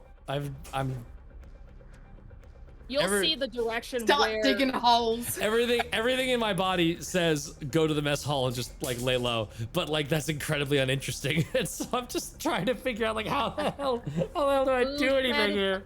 Who said it's uninteresting? Oh no. What's happening in the mess hall? Don't worry about it. Don't worry about it. I'm gonna go out there. I'm gonna go to the Wendigo and like try and like solve the problem. Because do we know? I don't know if they come back at all. So I'm gonna go there and just see what's going on. So, what you'll remember Katie saying is that silver kills it, and that chopping it up into parts helps contribute to that. The head is gone, and the bullets that the officer used are silver For standard silver? bullets. This is the Appalachia style police department. They all Where the believe budget's it's- going. Yeah. Yeah, that's exactly where the budget is. They is couldn't for hire. silver They couldn't get that extra 12 gigs on the voicemail because they were too busy buying silver bullets. So, and you'll see like the shine from some of the bullet casings that's left over. So you will Are pretty they much silver guess, too? you'll guess that you don't have to worry about this one. Okay. Is the cop still there? The cop went inside the mess hall with Mikey. Okay. Oh, then I'm gonna go. Oh, did I see the cop looking bloody? No, you would have missed that at that time. Okay. I'm gonna go to the mess hall then. Okay. I'm thinking another thing, but then I'm thinking a second thing when I don't have to meta that. Okay. So I am quickly putting this guy over here with a big giant X on him. Actually, yeah. So that guy's dead. And then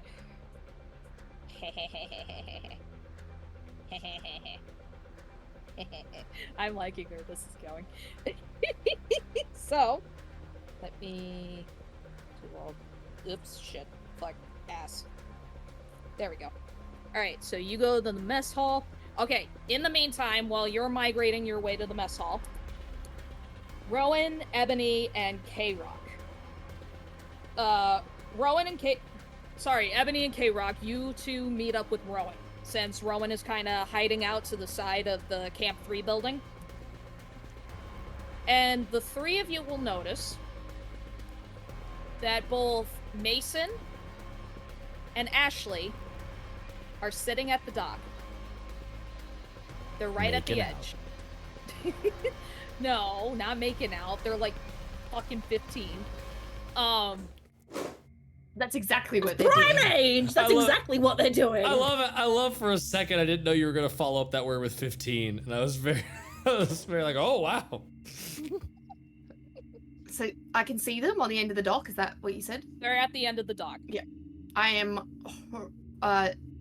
Can I see them from where I am at the? If I'm like standing at the corner of the camp, can I see, or do I need to? Can I run to the shed that's at the dock? So I'm like, got some cover. Yeah, you can do that. Yeah, cool. I'm standing at the shed and I'm like frantically waving at them, but I'm trying not to like make sound. So they won't notice that you're kind of trying to wave and get their attention, because their attention is more to each other in addition to looking out. Okay, can I pick up a rock from the ground and Yep. chuck it over their heads and like into the water so that they can like see, look at where, or even like skitter it down the dock Give so me a that it's not monster going roll. to hit them. Monster is below and I failed. I just throw it and it makes it a meter from me and lands. Knocks So- out one of the kids on the dock. They fall in the water and drown. So while you're trying to look for the perfect rock to try and capture their attention, to at least make like a splash in the lake, Mason is kind of like picking at his shirt a little bit, and he's like, I guess the water's not that bad. Yeah, see, it's calming. You don't have to worry about it so much. You know I'm afraid of swimming in water, right? I can't swim. Well, I can teach you. It's not really that hard. Plus, we could probably sneak into the shed and we can probably get those really cool pool floaties they use for the younger kids.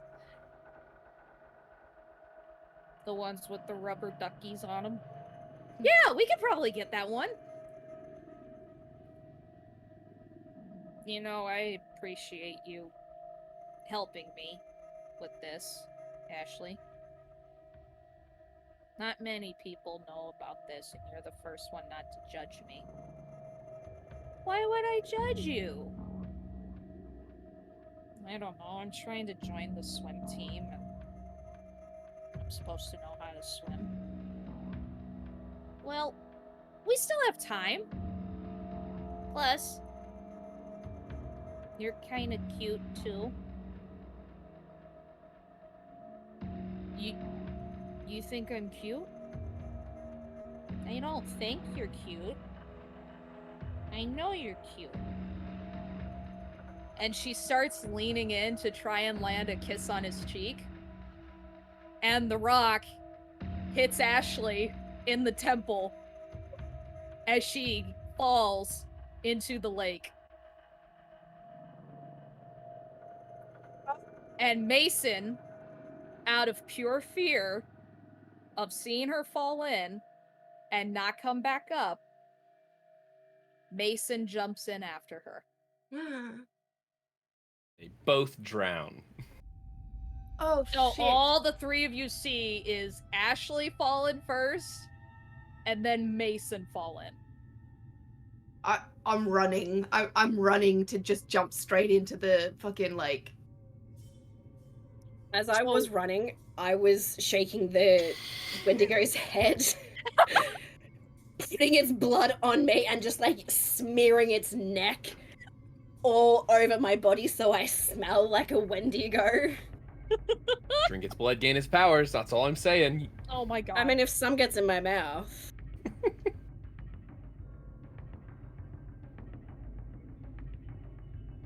Jump into the lake. Okay. So just No, as I want you the blood on me. just as you jump in, Rowan, you'll actually see Mason pop up holding Ashleigh. Oh, I don't jump, then I just give them my hands to pull them up. Okay. You killed my cousin. I will bite this Bendigo, this.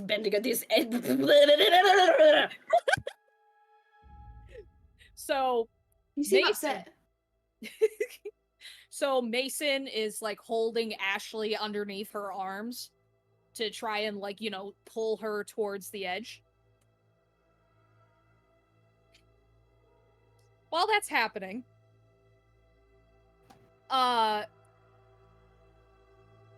K-Rock, I want you to roll me a d6 and then just tell me the number.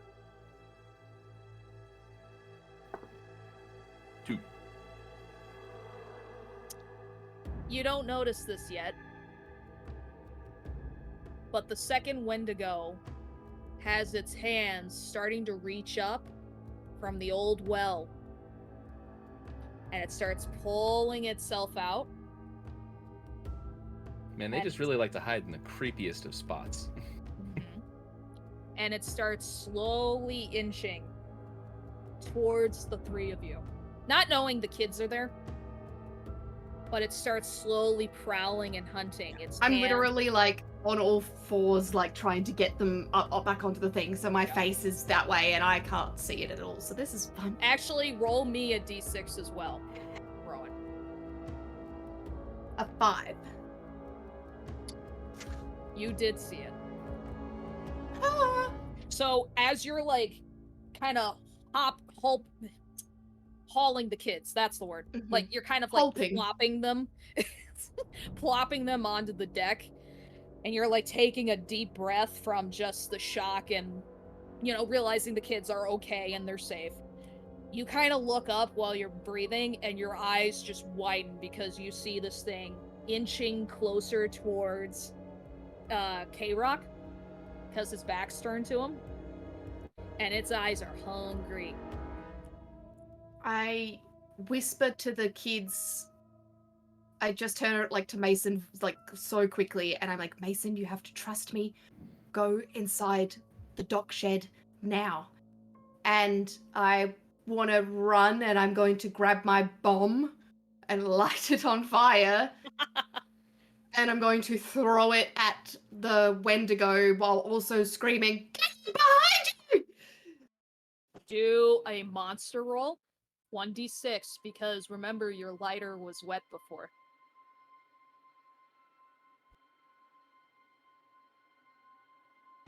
A monster roll? I got a 2, so I succeeded. Good. So you kind of click a couple times, realizing that it was still wet from your previous attempt to I like use it. rub it on my pants for a sec. Yep. Blow on it. You give it one final push, and this nice, bright orange flame pops up. You immediately put it, while you're running, towards the bottom half of the flame, and you let it sit for a second to try and have it reach a little higher up. And with one good toss, you send this bottle flying. Right into K-Rock's forehead. No! So, K-Rock, you It's suddenly... not eating me, it's eating you! You see this bottle just whiz right by you, and you're like following after it. It hits at the base of its head, like where the antlers are. So the oil spreads across its horns, and it starts getting engulfed in flames. This Wendigo is screaming, and it's shaking its head, trying to get all of that flame off of it. At the same time, when Mason is grabbing Ashleigh and trying to bring her into the docks, he opens the door, and none other than Murray shows up. His clothes are torn to shreds. He looks fine, a little roughed up, and he has his shotgun in hand. He pushes the kids behind him. Nope, he pushes the kids behind him, and he sees all of you and goes, "Get back!" He aims for the Wendigo. Murray's joining the fight on the side of the Wendigos. Yes! He's like, don't light my babies on fire! This land will be cleansed in the name of the Wendigos. All This will right. teach you to make fun of Dave Matthews. So, you Where's just my Dave see- Matthews tape, K-Rock? So, the bubbly kind of look you see in his eyes is gone.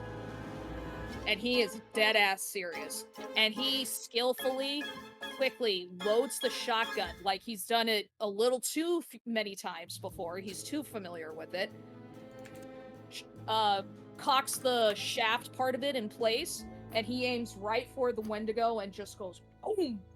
So 2 shots, and the Wendigo, still shaking its head, trying to get all of the flame off, it screams out for each bullet that goes into it.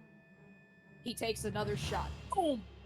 He quickly starts getting rid of the 2 cases, and he tries to fumble for more shells. And he realizes he doesn't have any more. I run over with my 2 shotgun shells, and I'm like, here! They're covered in blood, but they'll be fine. Okay, give me a counselor roll, 2d6.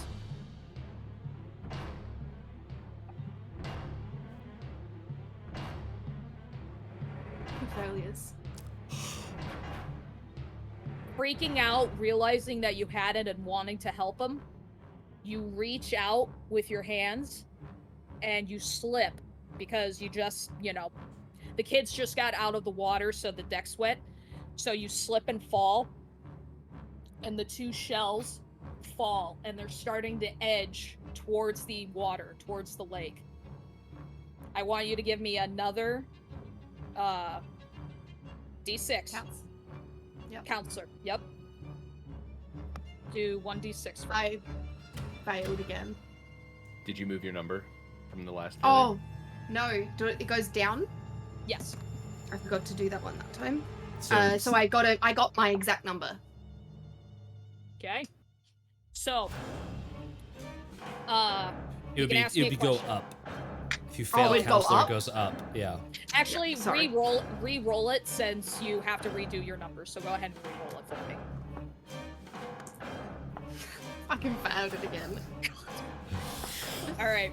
So, you had fallen. You look up and you see that they're rolling away, and you're scrambling to try and reach them, and they just get out of your reach. They kind of wedge themselves in the rocks right by the coast. Yeah, and I fall in the water. So now I'm gonna roll something for Murray really quickly. Okay. Murray noticed. He heard you slip and fall into the water. And he's like, shit! He starts running to the edge while he's trying to find the shells. The Wendigo recovers a little bit from the shotgun shells and growls and starts to immediately run towards you, K-Rock, and Murray. And you too, Ebony. Yes, I've got the Wendigo head, and I've been running, dripping it, trying to get as much of it on me. Shut up. Can I run in front of it, hold up its head, and scream at it, trying to mimic, challenge it? Sure. I love this so much. Roll me a You just monster. squish it onto your head like fucking Monica Yeah, with I'll- a giant turkey. Like, Yes! This is not I will fucking put it- friends. I will do that so that I'm looking through its jaw. Just Tuscan Raider this thing. I'm fucking, yeah, I'll do that. I'm doing, it's on, bitch. Just impale It's on yourself me. with its spine. Yeah. yeah. No, I've ripped that out. I'll have ripped that out. So give me 2d6 monster. Ow! So give me Mortal 2d6 Kombat over here. She's Just, a monster. Yep. So hang on, my number is a 2, so for See her one. counselor through and through now. So you're trying to get, you need a 2 or a 1. Yeah. I rolled a 2! Yay! Monstrous success. Okay. It's just, are they both successes or just one? Oh, I only rolled 1. Hold on. Okay. So give me another one. That one's a 5. Okay. So.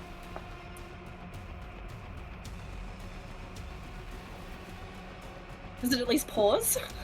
Oh yeah, that's what it I'm just trying to immediately avoid. eats you.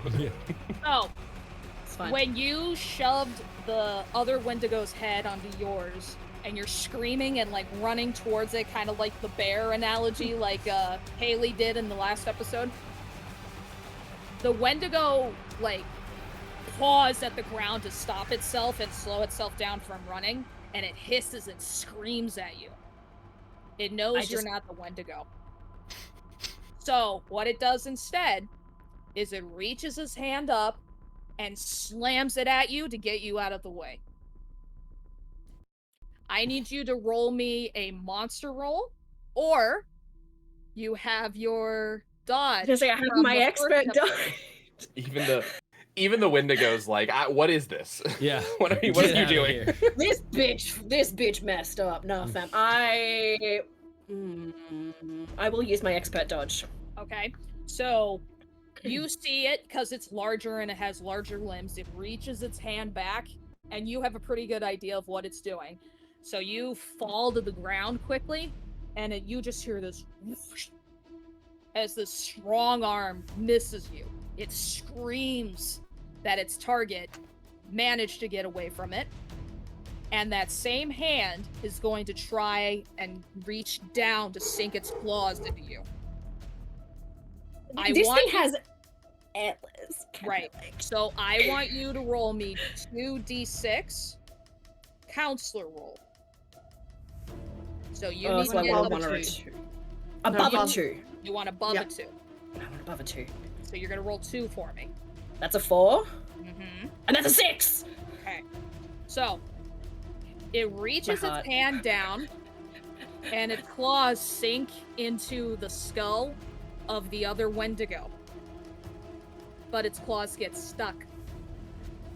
And it yanks the head off of you. Rude. And it's trying to shake it off to try and get itself back. Meanwhile, not that shake it off. Meanwhile, Murray is still rummaging. It's Wendigos in its era. I'm just covered in. You're covered in black red you saw on the antler black. before. You chose this. I did, and I am loving it. So, in the meantime, I just rolled for Murray. He successfully grabbed the last 2 shells.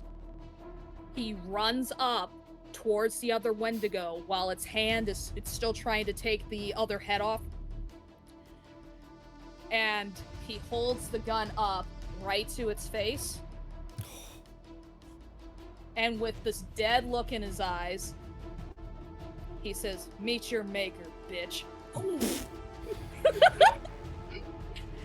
Its face, the bullets, the shotgun bullets, because shotgun shells, it's multiple little pellets and it explodes in a spray, not like a normal bullet.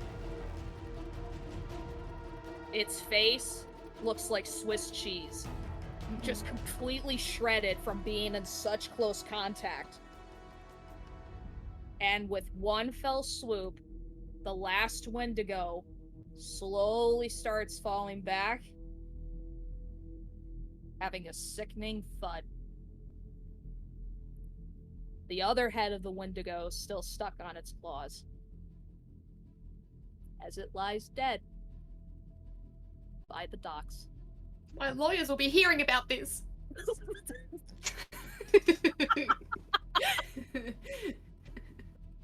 So,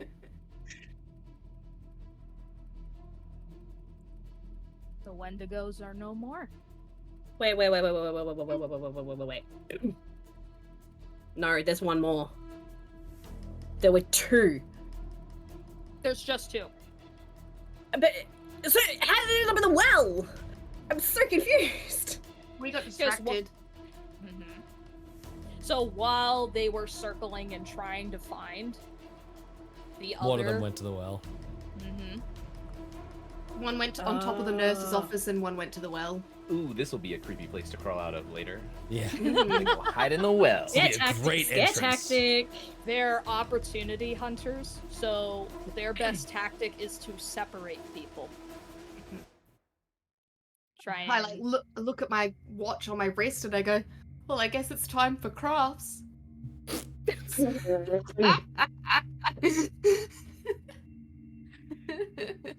So, I want this back. I want to rip the skull off. do a monster roll. 1. You kind of like yank at it at first, and it's still kind of lodged into the claws of the other one. So you take your foot and you're like, "Nyeh," and then you successfully hear this pop, and you fly backwards a little bit, but you have successfully the other Wendigo's head as your little trophy. Yeah. It's gonna look So awesome once I taxidermy it. both Wendigos have successfully been slain. Heck yeah. What are you all doing? I need a shower. Is Ashleigh okay? You'll... Is she unconscious? No, she just had this. She has this big bruise just from the stone, She and got you know knocked out. she got a tiny Oops. cut, so you know she's bleeding a little bit on the side, but she's okay. So Saved your life. after hearing the gunshots, Mason is like holding Ashleigh really close and kind of like looking, opens the door a little bit. Is it safe to come out? He's like keeping Ashleigh back too, so she doesn't see the body of the Wendigo. You keep protecting her like that, and we're gonna be just fine. And I walk away. Ashleigh pops her head out. I think she likes you. So, At the mess hall, mm-hmm. I go in there. What do I see at the mess hall? You see that the kids are freaked out just because they heard multiple gunshots. The rest of the counselors are trying their best to keep the kids calm and to not have them freak out and let alone run out, as, you know, clearly something's happening. And a lot of the counselors, Mikey is taking care of the police officer to try and clean up the wounds a little bit more. And Mikey gestures towards Katie to have Katie run up to you. So Katie is trying to actually help Mikey out with the officer with like anything that he needs to help clean up the wounds. And she runs up to you and she's like, look, I don't even want to know what all of you did outside. I really don't care. The officer called the Cedar Falls Police Department. So some more of them, the whole department at this point, should be on their way over here. And even some state troopers. Okay, that's all. That's good, right? Where are the others? They went running off. Hopefully they sorted it. Well, there was gunshots. Like, what? We're fighting Wendigos, in case you haven't noticed. No shit, Sherlock. I know that. But who has a gun here? I That thought dude. Murray took his. Maybe it's Murray. Look, we haven't seen Murray this Okay, whole time. you know what? We also didn't see Wendigos until a few hours ago, so I would like you to cut the lip.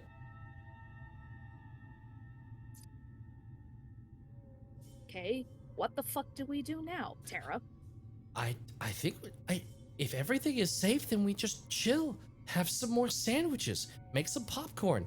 Maybe if we're feeling frisky, go out and try and find whatever happened out there. But gunshots either means no more Wendigos, or they all died trying. And I'm okay sitting here and waiting to find out what that one is.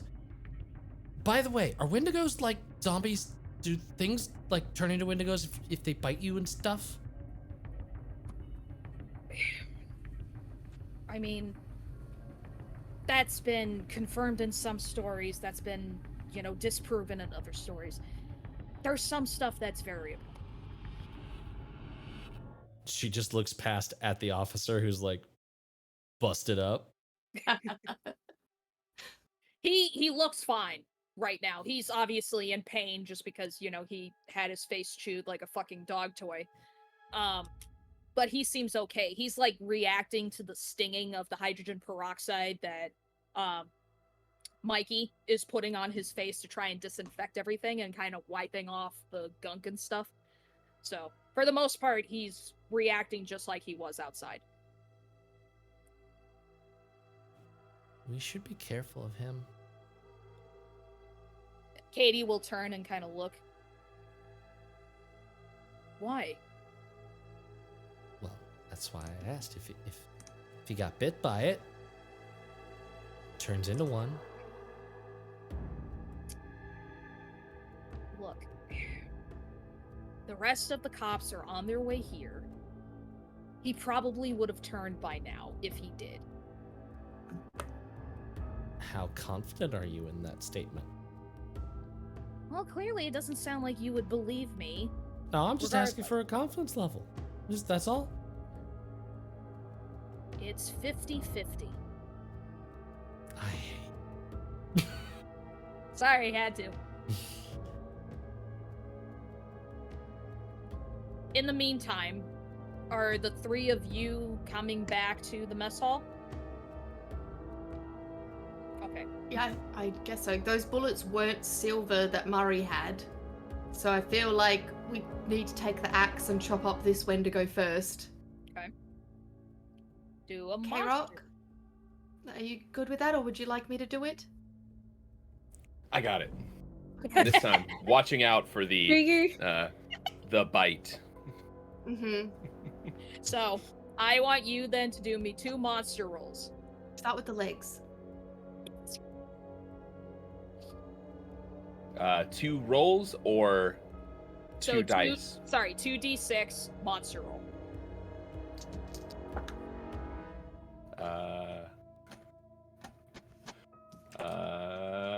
That's a failure and a critical success, or a monstrous success. Okay. So, you get to ask me a question. Do I need to be concerned about a Wendigo bite? If I was bit by a Wendigo and or stabbed by an arrow that was in the Wendigo's mouth, is that a problem? Could I become one? No. Okay, perfect. So, you prepare to swing the axe again, successfully taking care of the leg of, well, one of the legs of the Wendigo. As you're working on the other one, in the midst of raising your head, the axe up in the air, the head of it pops off.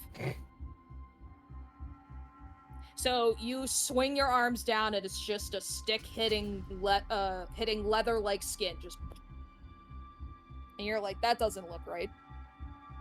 So you just hear this thud, and you look behind you, and you see the head of the axe just like slipped off at the end of it.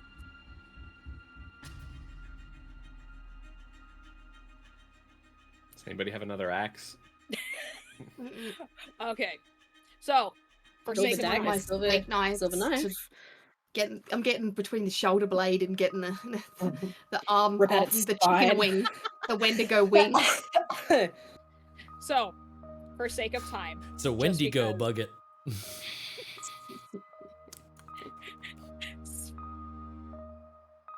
So Start for the sake of campfire. Oh my god, if we eat its flesh, that's how we turn into a fucking Wendigo. Consume. Bite This is- first, then consume, right? Like a vampire. This is not WFC, okay? It's Wouldn't it be So- KFW, Kentucky Fried Wendigo? WFW, Wisconsin. Where are we? Wisconsin Fried Wendigo? Minnesota. Minnesota, WFW. Yeah. MFW. W, you're like Minnesota, W. But in my brain, I immediately That's how words work. I went, I'm sure that's some weird American thing because none of your like shortenings actually make sense for half of the fucking. No. You're muted. So, Yeah, for sake of time, because unfortunately we are coming a little bit over. Realizing that your first axe did not work, you just had to retreat to the mess hall just to grab the other one. And you were successfully able to dismember both Wendigos. Just imagine the police showing up as we're doing that and just dismembered parts of a Wendigo. So we all walk away. So, fortunately, you were able to dismember all of them by the time the rest of the cops showed up. So state troopers and Cedar Fall police. The officer who unfortunately got serious injuries as a result of all this was able to explain the entire situation and was able to validate that none of you were at fault and none of you caused the attack that was on him. Oh my god, imagine if he wasn't alive and we all just ended up in jail for Murdering a police. In the meantime, Murray was also interrogated by police, as were all of you, just to make records and accounts of what happened. Yeah. Wendigo viscera. Murray was explaining in his reports to the other police officers that it was actually the influencer who was in a police uniform who showed up to the camp. That's why you weren't able to see him, Terra. He knew something was off because he was not one of the other officers that he recognized from Cedar Falls. In the midst of trying to investigate to try and find out who this stranger was, Murray ended up receiving the police report from his printer and his computer, recognizing that it was the actual male influencer who posed as a police officer for the state troopers. Knowing something was off, without telling anything to anybody, realizing he needed to take care of this issue himself, he took his gun, several of his shotgun shells, and dressed in clothing that was not originally what you have seen him all as, he took off to the woods. He was able to successfully avoid the Wendigo and was able to actually find the body of the police officer that was also missing. He discovered that the two influencers had been lost for days. Originally, actually being gone for longer than what their family originally thought they were gone for. The officer that ran into them ended up sending a note to their dispatch saying they had an encounter with two distressed individuals in the woods. Murray can only assume that they killed him. Out of fear, out of stress, not having had food in who knows how many days. And sadly, succumbing to the fact that they were so hungry they were willing to eat anything. In the meantime, EMTs show up as well, start taking care of all of you. Each of your favorite campers, or cousin, in Ebony's case, rushing up to their favorite counselors for a little bit of much-needed comfort. However, there's still the question of where those other two campers are that have not been accounted for yet.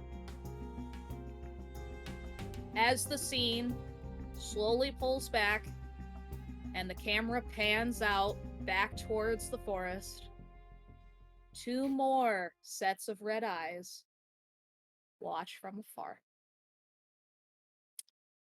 And that's the end of our little campaign of monsters and counselors, everybody. So We survived. I hope my players enjoyed it. I hope Very all much of you so. enjoyed it at home.